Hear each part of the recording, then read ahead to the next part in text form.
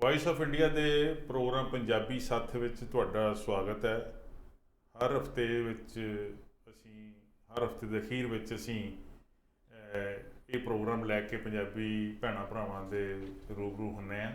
ਪੰਜਾਬੀ ਸੱਥ ਵਿੱਚ ਬੈਠੇ ਸਾਰੇ ਤੁਸੀਂ ਭੈਣ ਭਰਾ ਸਾਨੂੰ ਬੜਾ ਸਹਿਯੋਗ ਦਿੰਦੇ ਹੋ, ਸਾਨੂੰ ਟੋਕਦੇ ਵੀ ਹੋ, ਸਾਡੀ ਸ਼ਲਾਘਾ ਵੀ ਕਰਦੇ ਹੋ, ਪਿੱਠ ਵੀ ਥਾਪੜਦੇ ਹੋ। ਤੁਹਾਡਾ ਧੰਨਵਾਦ। ਅਤੇ ਸਭ ਤੋਂ ਵੱਡਾ ਧੰਨਵਾਦ ਜਿਹੜਾ ਉਹ ਇਹ ਹੈ ਕਿ ਮੇਰੇ ਨਾਲ ਸਟੂਡੀਓ ਵਿੱਚ ਹਮੇਸ਼ਾ ਵਾਂਗ ਹਾਜ਼ਰ ਨੇ ਬਹੁਤ ਪਿਆਰੀਆਂ ਪਿਆਰੀਆਂ ਗੱਲਾਂ ਕਵਿਤਾਵਾਂ ਰਾਹੀਂ ਵਧੀਆ ਤਰੀਕੇ ਨਾਲ ਤੁਹਾਡੇ ਤੇ ਪਹੁੰਚਾਉਣ ਵਾਸਤੇ ਬਲ ਅੰਮ੍ਰਿਤਸਰੀਆ ਸਾਹਿਬ। ਸਤਿ ਸ਼੍ਰੀ ਅਕਾਲ ਜੀ ਬਲ ਸਾਹਿਬ। ਸਤਿ ਸ਼੍ਰੀ ਅਕਾਲ ਭਾਜੀ, ਤੁਹਾਨੂੰ ਸਾਰੇ ਦਰਸ਼ਕਾਂ ਨੂੰ ਹਰ ਵਾਰ ਦੀ ਤਰ੍ਹਾਂ, ਕਿਉਂਕਿ ਜਿਵੇਂ ਮੈਂ ਕਹਿੰਦਾ ਹੁੰਦਾ ਕਿ ਪੰਜਾਬੀ ਨੂੰ ਇੱਕ ਤੇ ਪਿਆਰ ਕਰਦੇ ਆ, ਦੂਜਾ ਇਹ ਕਿ ਸਮਾਂ ਕੱਢਦੇ ਆ। ਧੰਨਵਾਦ। ਬਿਲਕੁਲ ਬਹੁਤ ਜ਼ਰੂਰੀ ਹੈ ਜੀ ਇਹ ਸਾਰਾ ਕੁਛ। ਅਸੀਂ ਕੋਸ਼ਿਸ਼ ਕਰਦੇ ਹੁੰਦੇ ਹਾਂ ਕਿ ਪੰਜਾਬੀ ਸੱਥ ਵਿੱਚ ਇਸ ਪ੍ਰੋਗਰਾਮ ਵਿੱਚ ਬੈਠ ਕੇ ਤੁਹਾਡੇ ਨਾਲ ਤੁਹਾਡੀਆਂ ਗੱਲਾਂ ਕੀਤੀਆਂ ਜਾਣ। ਤੁਹਾਡੀਆਂ ਗੱਲਾਂ ਦਾ ਸਿਲਸਿਲਾ ਸ਼ੁਰੂ ਕਰਨ ਤੋਂ ਪਹਿਲਾਂ ਸਭ ਤੋਂ ਜ਼ਰੂਰੀ ਜੋ ਹੈ ਉਹ ਹੈ ਕਿ ਸ਼ਹੀਦਾਂ ਦੇ ਸਰਤਾਜ ਸਾਹਿਬ ਸ਼੍ਰੀ ਗੁਰੂ ਅਰਜਨ ਦੇਵ ਜੀ ਨੂੰ ਨਤਮਸਤਕ ਹੋਣਾ, ਜਿਨ੍ਹਾਂ ਨੇ ਕੌਮ ਵਾਸਤੇ ਕਹਿ ਲਓ ਜਾਂ ਜ਼ੁਲਮ ਦੇ ਖਿਲਾਫ ਬਹੁਤ ਵੱਡੀ ਪਹਿਲੀ ਪੰਥਕ ਜਿਹੜੀ ਕੁਰਬਾਨੀ ਦਿੱਤੀ, ਸ਼ਹਾਦਤ ਦਿੱਤੀ, ਉਸ ਸ਼ਹਾਦਤ ਨੂੰ ਨਮਨ ਕਰਨਾ ਬਹੁਤ ਜ਼ਰੂਰੀ ਹੈ। ਬਲ ਸਾਹਿਬ, ਤੁਸੀਂ ਅੰਮ੍ਰਿਤਸਰ ਵਿੱਚ ਸ਼ਹੀਦਾਂ ਦੇ ਸਰਤਾਜ ਦੀ ਸਭ ਤੋਂ ਵੱਡੀ ਪ੍ਰਾਪਤੀ ਉਹਨਾਂ ਦੀ ਜਿਹੜੀ ਹੈ ਉਹ ਇਹ ਹੈ, ਇੱਕ ਤਾਂ ਉਹਨਾਂ ਨੇ ਬਾਣੀ ਨੂੰ ਇੱਕ ਗੁਰੂ ਗ੍ਰੰਥ ਵਿੱਚ ਉਹਦਾ ਗੁਰੂ ਗ੍ਰੰਥ ਦਾ ਰੂਪ ਦਿੱਤਾ। ਦੂਸਰਾ ਉਹਨਾਂ ਨੇ ਜਿਹੜਾ ਸੀਗਾ ਉੱਥੇ ਬਾਣੀ ਦਾ ਉਹ ਜਿਹੜਾ ਸੰਕਲਨ ਹੈ ਉਹਨੂੰ ਹਰਿਮੰਦਰ ਸਾਹਿਬ ਦੇ ਵਿੱਚ ਪ੍ਰਕਾਸ਼ਮਾਨ ਕੀਤਾ, ਜਿਹਦੇ ਦਰਸ਼ਨ ਕਰਨ ਵਾਸਤੇ ਦੁਨੀਆ ਲੱਖਾਂ ਦੀ ਗਿਣਤੀ 'ਚ ਰੋਜ਼ ਆਉਂਦੀ ਹੈ, ਰੋਜ਼ ਜਾਂਦੀ ਹੈ, ਰੋਜ਼ ਲੱਖਾਂ ਦੀ ਗਿਣਤੀ 'ਚ। ਬਿਲਕੁਲ ਜੀ, 6 ਗੁਰੂਆਂ ਦੀ ਜਨਮ ਛੋਹ ਪ੍ਰਾਪਤ ਧਰਤੀ। ਹਾਂਜੀ ਹਾਂਜੀ ਹਾਂਜੀ। ਤੇ ਪਲੱਸ ਇਹ ਹੈ ਕਿ ਜਿਵੇਂ ਇੱਕ ਰਾਈਟਰ ਨੇ ਲਿਖਿਆ ਸੀ ਕਿ ਸ਼ਹੀਦਾਂ ਦੇ ਸਰਤਾਜ ਜੋ ਸੋਹੀਏ, ਪੰਜਵੇਂ ਸਤਿਗੁਰੂ ਅਰਜਨ ਦੇ ਕੇ ਸੀ ਕੁਰਬਾਨੀ ਆਪਣੀ, ਲੱਗੇ ਜ਼ੁਲਮ ਨੂੰ ਵਰਜਣ। ਕਿਉਂਕਿ ਅਸਲ 'ਚ ਜ਼ੁਲਮ ਨੂੰ ਪਹਿਲੀ ਵਾਰ ਕੋਈ ਇਸ ਤਰੀਕੇ ਦਾ ਟਾਕਰਾ ਉਦੋਂ ਹੋਇਆ ਸੀ। ਨਹੀਂ ਤਾਂ ਨਾਰਮਲੀ ਕੀ ਸੀ ਕਿ ਮੁਗਲ ਜਿੰਨੇ ਵੀ ਆਉਂਦੇ ਸੀ ਨਾ ਜੀ, ਜੋ ਵੀ ਕਰੀ ਜਾਂਦੇ ਲੋਕੀ ਸਹੀ ਜਾਂਦੇ ਸੀ। ਸਿੱਖ ਧਰਮ ਨੂੰ ਬੜਾ ਮਾਣ ਆ ਜੀ। ਸਭ ਤੋਂ ਪਹਿਲੇ ਗੁਰੂ ਨਾਨਕ ਦੇਵ ਜੀ, ਉਹਨਾਂ ਨੇ ਪਾਪ ਕੀ ਜੰਜ ਲੈ ਕਾਬਲ ਉਤਾਇਆ, ਜੋਰੀ ਮੰਗੇ ਦਾਨ ਵੀ ਲੈ ਲਓ, ਹੈ ਨਾ, ਇੱਦਾਂ ਦੀਆਂ ਗੱਲਾਂ ਹੈ ਜੀ। ਜੱਜਾਂ ਰਾਜੇਸ਼ੀ ਮੁਕੱਦਮ ਕੁੱਤੇ, ਉਸ ਜ਼ਮਾਨੇ ਵਿੱਚ ਇਹ ਗੱਲਾਂ ਕਹਿਣੀਆਂ। ਬਿਲਕੁਲ। ਮੈਂ ਸੋਚਦਾ ਕਿ ਬਾਬੇ ਨਾਨਕ ਨੂੰ ਡਰ ਨਹੀਂ ਲੱਗਾ। ਅਸਲ ਪਤਾ ਜੀ ਕਿ ਉਹ ਹਿੰਦੀ 'ਚ ਕਹਿੰਦੇ ਆ ਕਿ ਸਾਚ ਕੋ ਆਂਚ ਨਹੀਂ, ਤੇ ਸੱਚ ਤੇ ਕੱਚ ਵੈਸੇ ਚੁੱਭਦਾ ਤੇ ਬੜਾ ਆ ਹਰ ਇੱਕ ਬੰਦੇ ਨੂੰ। ਬਿਲਕੁਲ। ਪਰ ਲੇਕਿਨ ਸੱਚ ਸੱਚ ਆ ਜੀ। ਕੂੜ ਨਖੁੱਟੇ ਨਾਨਕਾ, ਓੜਕ ਸੱਚ ਰਹੀ। ਬਿਲਕੁਲ। ਔਰ ਇਹ ਜਿਹੜਾ ਗੁਰੂ ਨਾਨਕ ਸਾਹਿਬ ਨੇ ਪਹਿਲੇ ਗੁਰੂ ਹੁੰਦਿਆਂ ਇਹੋ ਜਿਹੀ ਵੰਗਾਰ ਪੈਦਾ ਕੀਤੀ, ਉਹਦੇ ਨਾਲ ਆਮ ਲੋਕਾਂ 'ਚ ਜੋਸ਼ ਵੀ ਆ, ਆਮ ਲੋਕਾਂ ਵਿੱਚ ਸੋਝੀ ਆ ਗਈ ਕਿ ਜ਼ੁਲਮ ਨੂੰ ਸਹਿਣਾ ਜਿਹੜਾ ਵਾ ਉਹ ਜ਼ਰੂਰੀ ਨਹੀਂ ਹੈ, ਉਹਨੂੰ ਵੰਗਾਰਿਆ ਵੀ ਜਾ ਸਕਦਾ। ਠੀਕ ਹੈ। ਔਰ ਉਸ ਤੋਂ ਬਾਅਦ ਗੁਰੂ ਅਰਜਨ ਦੇਵ ਜੀ ਨੇ ਤੱਤੀ ਤਵੀ 'ਤੇ ਬੈਠ ਕੇ ਸਿਰ ਵਿੱਚ ਰੇਤਾ ਪਵਾ ਕੇ, ਗਰਮ ਰੇਤਾ ਪਵਾ ਕੇ ਉਹ ਤਸੀਹੇ ਝੱਲੇ ਜਿਹੜੇ ਤੁਸੀਂ ਅੰਦਾਜ਼ਾ ਵੀ ਨਹੀਂ ਲਾ ਸਕਦੇ, ਸੋਚ ਵੀ ਨਹੀਂ ਸਕਦੇ। ਨਾ ਜੀ, ਬਿਲਕੁਲ ਨਹੀਂ। ਗਰਮੀ ਅਸੀਂ ਥੋੜੀ ਜਿਹੀ ਗੱਲ ਹੁੰਦੀ ਤਾਂ ਅਸੀਂ ਚੀਕਾਂ ਮਾਰਨ ਲੱਗ ਜਾਂਦੇ ਹਾਂ। ਤੇ ਉਸ ਮਹਾਂਪੁਰਸ਼ ਨੇ ਉਸ ਮੌਕੇ ਦੇ ਹਾਕਮ ਨੂੰ ਕਿੱਦਾਂ ਲਲਕਾਰ ਦਿੱਤੀ ਔਰ ਕੁਰਬਾਨੀ ਦਿੱਤੀ। ਬਿਲਕੁਲ ਜੀ। ਜੂਨ ਦਾ ਮਹੀਨਾ ਹੁੰਦਾ ਜੀ, ਕਿਉਂਕਿ ਨਾਰਮਲੀ ਹਰ ਬੰਦੇ ਨੂੰ ਪਤਾ ਕਿ ਤਕਰੀਬਨ ਜੂਨ ਦਾ ਪਹਿਲਾ ਹਫਤਾ ਪਹਿਲੇ ਕੁਝ ਦਿਨ। ਹਾਂਜੀ ਹਾਂਜੀ। ਤੇ ਉਹਦੇ ਦਰਮਿਆਨ ਉਹ ਸ਼ਖਸੀਅਤ ਜਿਨ੍ਹਾਂ ਨੇ ਕਦੀ ਇਉਂ ਕਹੀ ਕਿ ਬਹੁਤ ਜ਼ਿਆਦਾ ਧੁੱਪ ਨਹੀਂ ਵੇਖੀ ਹੋਏਗੀ, ਕਿਉਂਕਿ ਉਹਨਾਂ ਨੇ ਜੋ ਤੋਂ ਵੱਡੇ ਹੋਏ, ਬਾਣੀ ਦੀ ਸਿਰਜਣਾ, ਪ੍ਰਚਾਰ ਬਾਣੀ ਦਾ, ਧਰਮ ਦਾ ਪ੍ਰਚਾਰ, ਸਾਰੀਆਂ ਭਗਤਾਂ ਦੀ ਸਾਰਿਆਂ ਦੀ ਬਾਣੀ ਇਕੱਤਰ ਕਰਕੇ ਭਾਈ ਗੁਰਦਾਸ ਜੀ ਨੂੰ ਬਿਠਾ ਕੇ ਉਹਨਾਂ ਕੋਲ ਲਿਖਵਾਉਣੀ ਬੜੀ ਵੱਡੀ ਗੱਲ ਹੈ ਜੀ। ਇਹ ਇੱਕ ਬਹੁਤ ਵੱਡਾ ਕੰਮ ਸੀ, ਪ੍ਰੋਜੈਕਟ ਸੀ ਜਿਹੜਾ ਉਹਨੇ। ਕਹਿਣ ਨੂੰ ਬੜਾ ਸੌਖਾ ਲੱਗਦਾ ਜੀ, ਕਹਿਣਾ ਸੌਖਾ ਲੱਗਦਾ। 500-400 ਪੇਜ ਦੀ ਕਿਤਾਬ ਲਿਖਣੀ ਹੋਵੇ 5-4 ਸਾਲ ਲੰਘ ਜਾਂਦੇ ਆ ਜੇ ਸਵਾਦ ਨਾਲ ਲਿਖਣੀ ਹੋਵੇ। ਤੇ ਉਹਨਾਂ ਨੇ ਪੂਰੀ ਸਥਾਪਨਾ ਕਰਨ ਤੋਂ ਬਾਅਦ, ਉਸ ਤੋਂ ਬਾਅਦ ਜਿਹੜੀ ਭਾਈ ਗੁਰਦਾਸ ਜੀ ਦੀਆਂ 42 ਵਾਰਾਂ ਨੇ, ਉਹਨਾਂ 'ਚੋਂ ਉਹਨਾਂ ਨੇ ਫਿਰ ਦੇਖਿਆ ਵੀ ਇਹ ਕੁੰਜੀ ਹੋ ਸਕਦੀਆਂ ਗੁਰੂ ਗ੍ਰੰਥ ਸਾਹਿਬ ਦੀਆਂ, ਲੇਕਿਨ ਉਹਦੇ 'ਚ ਉਹਨਾਂ ਨੂੰ ਜਗ੍ਹਾ ਉਹੀ ਜਾਣਦੇ ਨੇ ਕਿਉਂ ਨਹੀਂ ਦਿੱਤੀ, ਕਿਉਂਕਿ ਅਸੀਂ ਉਹਦੇ ਬਾਰੇ ਕੋਈ ਕਿੰਤੂ ਪਰੰਤੂ ਨਹੀਂ। ਮੈਂ ਗੁਰੂ ਅਰਜਨ ਦੇਵ ਜੀ ਬਾਰੇ ਚੰਦ ਲਾਈਨਾਂ ਲਿਖ ਕੇ ਲਿਆਇਆ ਜੀ, ਉਹ ਸਾਂਝੀਆਂ ਕਰਦੇ ਹਾਂ ਤੁਹਾਡੇ ਨਾਲ। ਉਸ ਤੋਂ ਬਾਅਦ ਲਗਾਤਾਰ ਗੱਲਾਂ ਬਾਤਾਂ ਤੁਹਾਡੇ ਨਾਲ ਸਾਂਝੀਆਂ ਕਰਾਂਗੇ ਜੀ। ਕਿਉਂਕਿ ਸਨ 1563 ਵਾਲਾ ਹੂੰ 1563 ਚ ਗੁਰੂ ਸਾਹਿਬ ਦਾ ਜਨਮ ਹੋਇਆ ਜੀ। ਸਨ 1563 ਵਾਲਾ ਗੋਇੰਦਵਾਲ ਸਾਹਿਬ ਨੂਰੋ ਨੂਰ ਹੋਇਆ। ਰੁੱਤ ਮਿੱਠੀ ਤੇ ਮਹਿਕ ਪਏ ਫੁੱਲ ਸਾਰੇ, ਲੱਗੇ ਕੁਦਰਤ ਨੂੰ ਜਿਵੇਂ ਸਰੂਰ ਹੋਇਆ। ਕੀ ਬਾਤ ਹੈ। ਮਤਲਬ ਕਿ ਜਦੋਂ ਕੋਈ ਇਹੋ ਜਿਹੇ ਮਹਾਂਪੁਰਸ਼, ਇਹੋ ਜਿਹੀਆਂ ਮਹਾਨ ਹਸਤੀਆਂ ਜਿਹੜੇ ਰੱਬ ਰੂਪ ਆਪ ਨੇ, ਜਦੋਂ ਧਰਤੀ ਤੇ ਆਉਂਦੇ ਉਦੋਂ ਇਹੋ ਜਿਹਾ ਮਾਹੌਲ ਹੁੰਦਾ ਜੀ। ਪਿਤਾ ਗੁਰੂ ਰਾਮਦਾਸ ਤੇ ਮਾਤ ਭਾਨੀ ਜੀ, ਹਰ ਪਾਸਿਓਂ ਸੁਣਨ ਵਧਾਈ ਲੱਗੇ, ਚੰਦ ਸੂਰਜ ਤਾਰੇ ਗ੍ਰਹਿ ਨਛੱਤਰ, ਹੁਣ ਸਮੇਂ ਦੇ ਨਾਲ ਸਹਾਈ ਲੱਗੇ। ਬਹੁਤ ਖੂਬ। ਇਹ ਸਾਰੀਆਂ ਚੀਜ਼ਾਂ ਉਦੋਂ ਫਿਰ ਜਦੋਂ, ਜਿਵੇਂ ਮੈਂ ਆਲਰੇਡੀ ਕਰਦਾ ਵੀ ਜਿਹੜਾ ਹੈ ਹੀ ਰੱਬ ਦੇ ਰੂਪ ਨੇ, ਉਹ ਦੂਸਰੀ ਚੀਜ਼ ਅਸੀਂ ਵੀ ਨਹੀਂ, ਸਾਨੂੰ ਵੀ ਲਿਖਣੀ ਕਈ ਵਾਰ ਔਖੀ ਹੋ ਜਾਂਦੀ ਹੈ ਜੀ, ਕਿ ਚੰਦ ਸੂਰਜ ਤਾਰੇ ਗ੍ਰਹਿ ਨਛੱਤਰ, ਹੁਣ ਸਮੇਂ ਦੇ ਨਾਲ ਸਹਾਈ ਲੱਗੇ, ਚਹਿਕ ਵੱਖਰੀ ਸੀ ਵਿੱਚ ਪੰਛੀਆਂ ਦੇ, ਤੇ ਮਿੱਠਾ ਫਲ ਹਰ ਵਾਂਗ ਖਜੂਰ ਹੋਇਆ, ਤੇ ਰੁੱਤ ਮਿੱਠੀ ਤੇ ਮਹਿਕ ਪੈ ਫੁੱਲ ਸਾਰੇ, ਲੱਗੇ ਕੁਦਰਤ ਨੂੰ ਜਿਵੇਂ ਸਰੂਰ ਹੋਇਆ। ਬਹੁਤ ਖੂਬ। ਹੁਣ ਵੇਖੋ ਜੀ, ਮਾਤਾ ਭਾਨੀ ਜੀ ਦੇ ਖੁਸ਼ੀਆਂ ਦਾ ਅੰਤ ਕੋਈ ਨਾ, ਪ੍ਰਗਟ ਅੱਜ ਸੀ ਪੰਜਵਾਂ ਗੁਰੂ ਹੋਇਆ, ਗੁੜਤੀ ਮਿਲੀ ਸੀ ਗੁਰੂ ਦੇ ਨਾਮ ਵਾਲੀ, ਤੇ ਬਚਪਨ ਪਵਿੱਤਰਤਾ ਦੇ ਨਾਲ ਸ਼ੁਰੂ ਹੋਇਆ। ਕਿਉਂਕਿ ਗੁਰੂ ਘਰ 'ਚ ਹੀ ਪਲੇ, ਗੁਰੂ ਘਰ 'ਚ ਹੀ ਸਾਰਾ ਕੁਝ ਆ, ਤੇ ਬਚਪਨ ਪਵਿੱਤਰਤਾ ਦੇ ਨਾਲ ਸ਼ੁਰੂ ਹੋਇਆ। ਗੁਰਬਾਣੀ ਤੇ ਫੇਰ ਸ਼ਬਦ ਕੀਰਤਨ, ਸੁਣ ਜਿਸ ਨੂੰ ਸਭ ਦਾ ਦੁੱਖ ਦੂਰ ਹੋਇਆ। ਕਿਉਂਕਿ ਪਹਿਲੀ ਵਾਰ ਜਿਹੜਾ ਦਰਬਾਰ ਸਾਹਿਬ ਕੀਰਤਨ ਹੋਇਆ ਜੀ, ਉਹ ਵੀ ਲੋਕਾਂ ਦੇ ਕਹਿਣ ਮੁਤਾਬਕ, ਜਾਂ ਜੋ ਅਸੀਂ ਪੜ੍ਹਿਆ ਇਤਿਹਾਸ 'ਚ, ਉਹਦੇ ਮੁਤਾਬਕ ਜਦੋਂ ਗੁਰੂ ਅਰਜਨ ਦੇਵ ਜੀ ਨੇ ਪ੍ਰਕਾਸ਼ਨ ਕੀਤਾ ਉੱਥੇ, ਉਹ ਤੋਂ ਪਹਿਲਾਂ ਤਾਂ ਬਾਹਰ ਹੁੰਦੇ ਸੀ, ਗੁਰੂ ਨਾਨਕ ਦੇਵ ਜੀ ਵੀ ਕੀਰਤਨ ਕਰਦੇ, ਸਾਰਿਆਂ ਗੁਰੂਆਂ ਨੇ ਕੀਤਾ, ਲੇਕਿਨ ਜਿਹੜਾ ਉੱਥੇ ਹੋਇਆ ਉਦੋਂ ਗੁਰੂ ਅਰਜਨ ਦੇਵ ਜੀ ਤੇ ਬਾਬਾ ਬੁੱਢਾ ਜੀ ਜਿਹੜੇ ਪਹਿਲੇ ਮੁੱਖ ਗ੍ਰੰਥੀ ਸੀ, ਉਹਨਾਂ ਦੀ ਹਾਜ਼ਰੀ 'ਚ ਹੋਇਆ।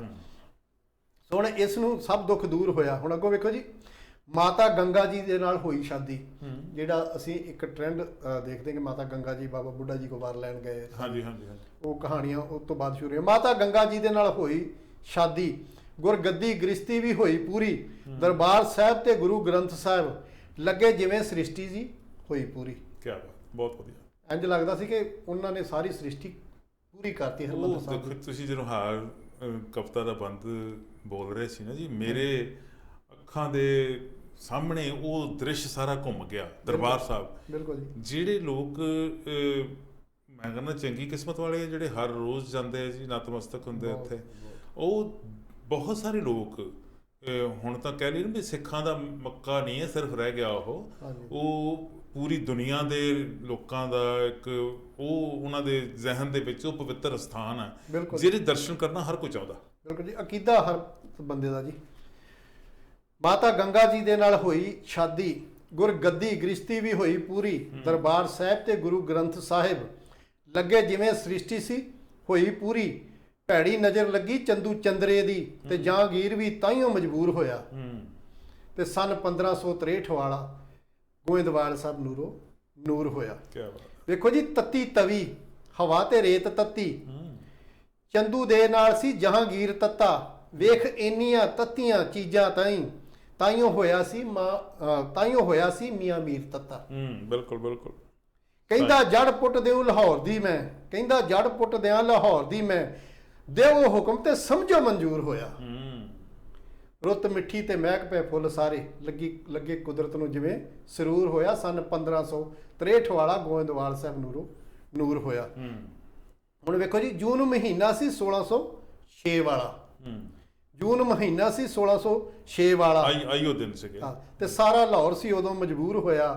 ਤੇ ਸਨ 1563 ਵਾਲਾ। ਹੁਣ ਵੇਖੋ ਜੀ, ਬਣ ਆਪ ਸਿਰਤਾਜ ਸ਼ਹੀਦਾਂ ਦਾ ਸੀ, ਬਣ ਆਪ ਸਿਰਤਾਜ ਸ਼ਹੀਦਾਂ ਦਾ ਜੀ, ਤੇ ਗੁਰਤਾ ਗੱਦੀ ਗੁਰੂ ਹਰਗੋਬਿੰਦ ਬਿਠਾ ਦਿੱਤਾ, ਪਹਿਲਾ ਸ਼ਹੀਦ ਗੁਰੂ ਸਿੱਖਾਂ ਦਾ ਸੀ, ਜਿਸ ਨੇ ਨਵਾਂ ਇਤਿਹਾਸ ਰਚਾ ਦਿੱਤਾ।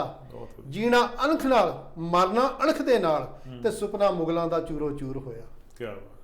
ਵਾਕਈ ਜੀ, ਉਹਨਾਂ ਨੂੰ ਇੱਕ ਬੜੀ ਵੱਡੀ ਚੁਣੌਤੀ ਦਿੱਤੀ। ਬਿਲਕੁਲ ਜੀ, ਜੀਣਾ ਅਣਖ ਨਾਲ ਤੇ ਮਰਨਾ ਵੀ ਅਣਖ ਦੇ ਨਾਲ, ਬਲ ਸੁਪਨਾ ਮੁਗਲਾਂ ਦਾ ਚੂਰੋ ਚੂਰ ਹੋਇਆ।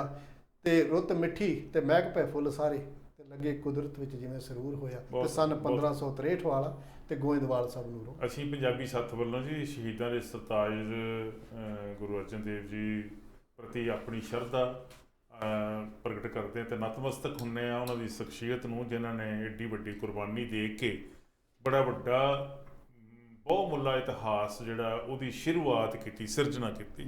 ਔਰ ਉਹ ਇਤਿਹਾਸ ਬੜਾ ਲੰਬਾ ਹੈ। ਪਰ ਇੱਕ ਬਲ ਸਾਹਿਬ ਗੱਲਾਂ ਕਰਦਿਆਂ ਕਰਦਿਆਂ ਮੇਰੇ ਦਿਮਾਗ 'ਚ ਇੱਕ ਗੱਲ ਆਈ। ਅਸੀਂ ਸਾਰੇ ਪੰਜਾਬ ਵਿੱਚ ਵੀ, ਭਾਰਤ ਵਿੱਚ ਵੀ, ਅਤੇ ਪੰਜਾਬ ਤੋਂ ਭਾਰਤ ਤੋਂ ਬਾਹਰ ਵੀ ਹਾਂਜੀ ਉਸ ਮਹਾਨ ਗੁਰੂ ਦਾ ਸ਼ਹੀਦੀ ਦਿਨ ਮਨਾਉਂਦੇ ਜੀ ਜੀ।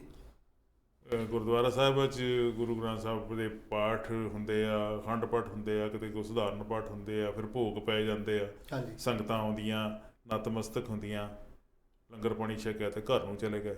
ਜੀ। ਉੱਦਾਂ ਜਾਣ ਲੱਗਿਆਂ ਕਹਿ ਲਓ, ਜਾਣ ਲੱਗਿਆਂ ਕਹਿ ਲਓ ਵੀ ਉਹ ਮਿੱਠੇ ਪਾਣੀ ਦੀਆਂ ਛਬੀਲਾਂ ਲੱਗੀਆਂ ਹੁੰਦੀਆਂ, ਹਾਂ ਰਸਤੇ 'ਚ ਲੋਕੀ ਲਾਉਂਦੇ ਨੇ ਜਿਹੜੀਆਂ ਜੀ, ਰੋਕ ਰੋਕ ਕੇ ਵੀ ਪਿਲਾਏ ਜਾਂਦੇ। ਹਾਂਜੀ, ਉੱਦਾਂ ਤਾਂ ਗਰਮੀ ਦੇ ਦਿਨ ਹੁੰਦਾ, ਹਰ ਇੱਕ ਦਾ ਜੀਅ ਵੀ ਕਰਦਾ ਵੀ ਚਲੋ ਪਾਣੀ ਪੀ ਲਓ, ਠੰਡਾ ਹੋਵੇ ਤਾਂ ਉਹ ਜ਼ਿਆਦਾ ਚੰਗੀ ਗੱਲ ਆ, ਜੇ ਮਿੱਠਾ ਹੋਵੇ ਤਾਂ ਉਦੋਂ ਜ਼ਿਆਦਾ ਚੰਗੀ ਗੱਲ ਆ। ਪਰ ਕਈ ਸਵਾਲ ਵੀ ਖੜੇ ਹੁੰਦੇ ਆ। ਸਵਾਲ ਅਸਲ ਭਾਜੀ ਪਤਾ ਕਿਉਂ ਖੜੇ ਹੁੰਦੇ ਜੀ?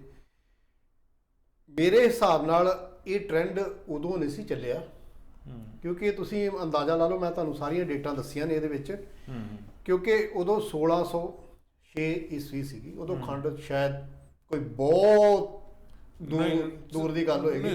ਸ਼ੱਕਰ ਦੀ ਸਕੰਜਵੀ ਵੀ ਜੋ ਬਣ ਜਾਂਦੀ ਸੀ, ਬਣਦੀ ਹੋਏਗੀ, ਉਹ ਵੀ ਦੂਰ ਦੀ ਸ਼ਰਬਤ ਗੱਲ ਬਣ ਸੀ। ਜਾਂਦਾ। ਹਾਂਜੀ, ਅਸਲ ਇਹ ਟ੍ਰੈਂਡ ਸ਼ੁਰੂ ਹੋਇਆ ਸੀ ਕਿ ਜਦੋਂ ਰਾਹੀ ਆਉਂਦੇ ਜਾਂਦੇ ਸੀ, ਉਹ ਗਰਮੀ ਦਾ ਦਿਨ ਲੋਕੀ ਯਾਦ ਕਰਕੇ ਪਾਣੀ ਪਿਆਉਂਦੇ ਸੀ। ਜਲ ਦੀ ਸੇਵਾ, ਅਸਲ ਸੇਵਾ ਆ ਜਲ ਦੀ ਸੇਵਾ, ਜਾਂ ਅਸੀਂ ਕੀ ਕਹਿੰਦੇ ਆ ਜੀ, ਭੋਜਨ ਦੀ ਸੇਵਾ, ਜਾਂ ਜਿਹਨੂੰ ਅਸੀਂ ਲੰਗਰ ਕਹਿ ਦਿੰਦੇ, ਜਿਸ 'ਚ ਜਲ ਤੇ ਭੋਜਨ ਦੋਵੇਂ ਆ ਜਾਂਦੇ ਆ।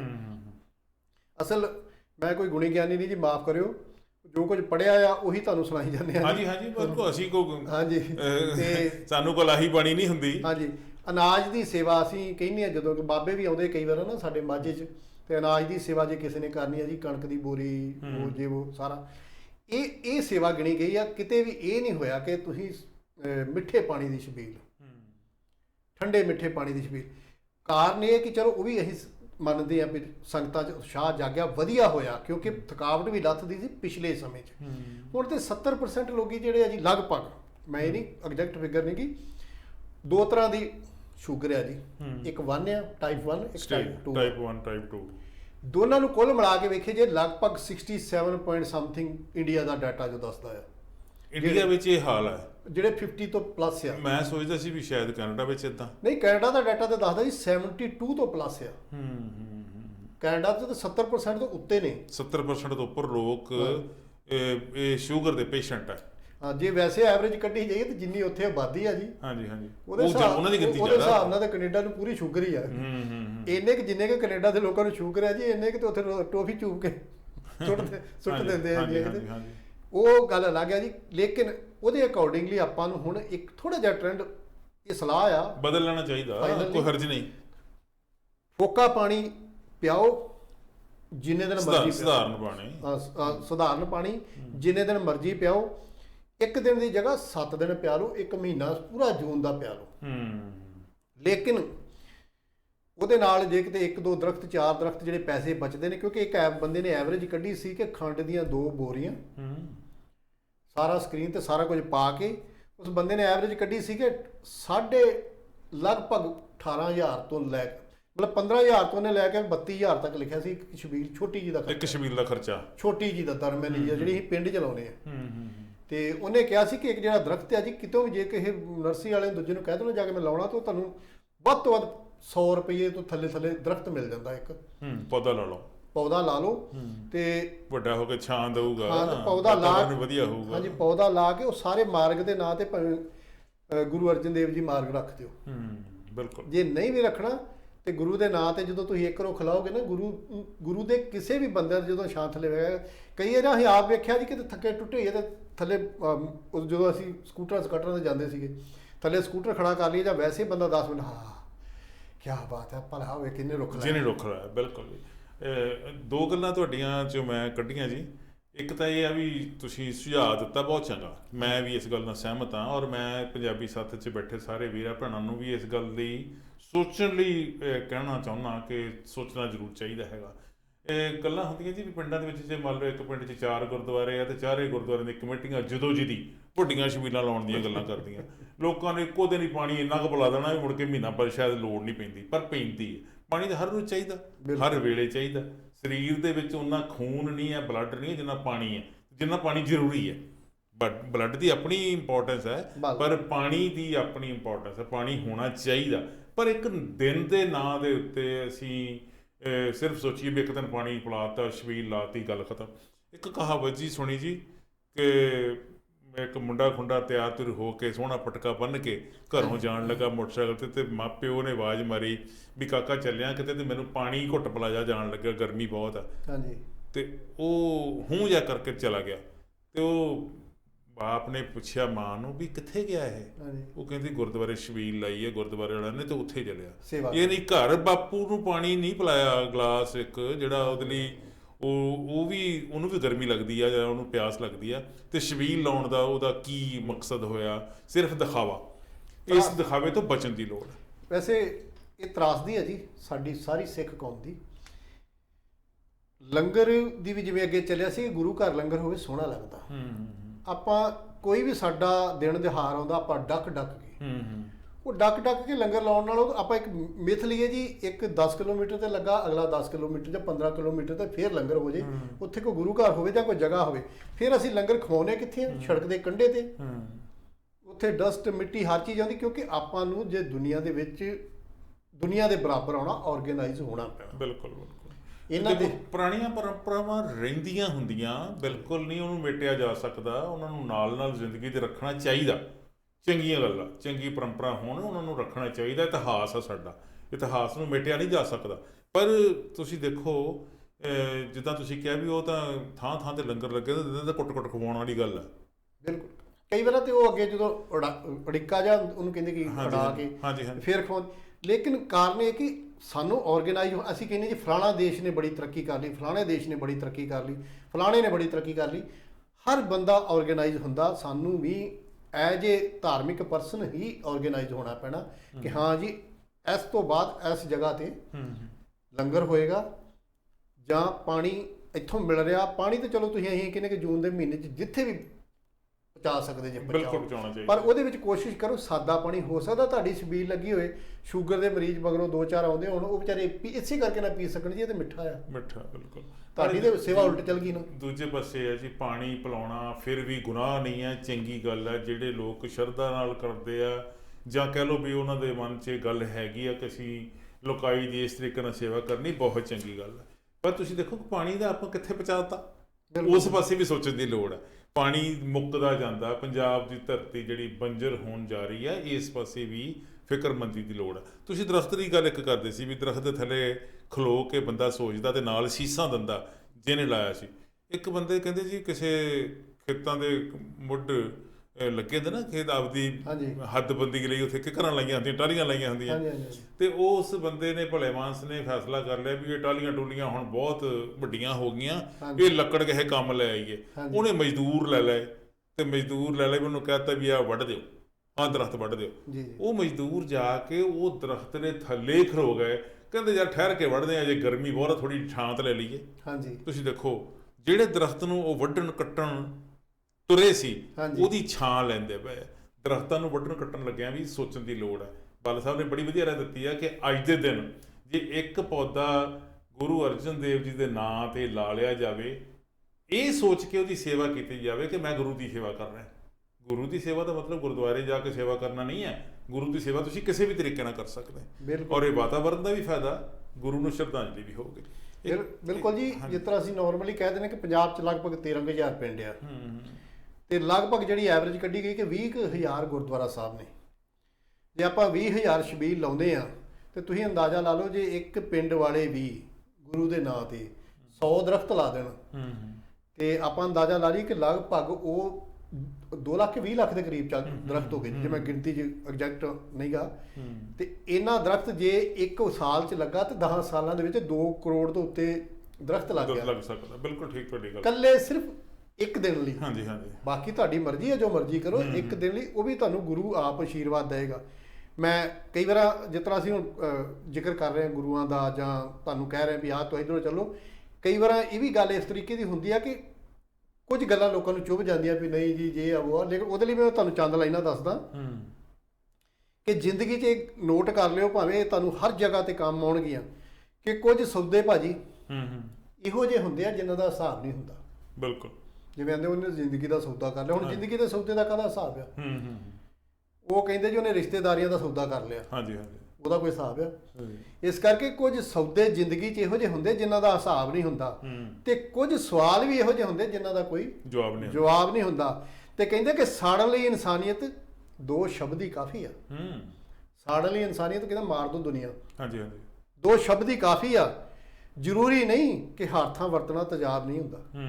ਬਹੁਤ ਬਹੁਤ ਕਿ ਹਰ ਥਾਂ ਤੇਜ਼ਾਬ ਵਰਤਣਾ ਜ਼ਰੂਰੀ ਨਹੀਂ ਵੀ ਦੋ ਸ਼ਬਦ ਜਿਹੜੇ ਉਹ ਜੇ ਕੌੜੇ ਵਰਤ ਦਿਓ। ਇਨਸਾਨ ਲਈ ਇਨਸਾਨੀਅਤ ਦੋ ਸ਼ਬਦ ਹੀ ਬਹੁਤ ਨੇ। ਜ਼ਰੂਰੀ ਹਰ ਥਾਂ ਵਰਤਣਾ ਤੇਜ਼ਾਬ ਨਹੀਂ ਹੁੰਦਾ।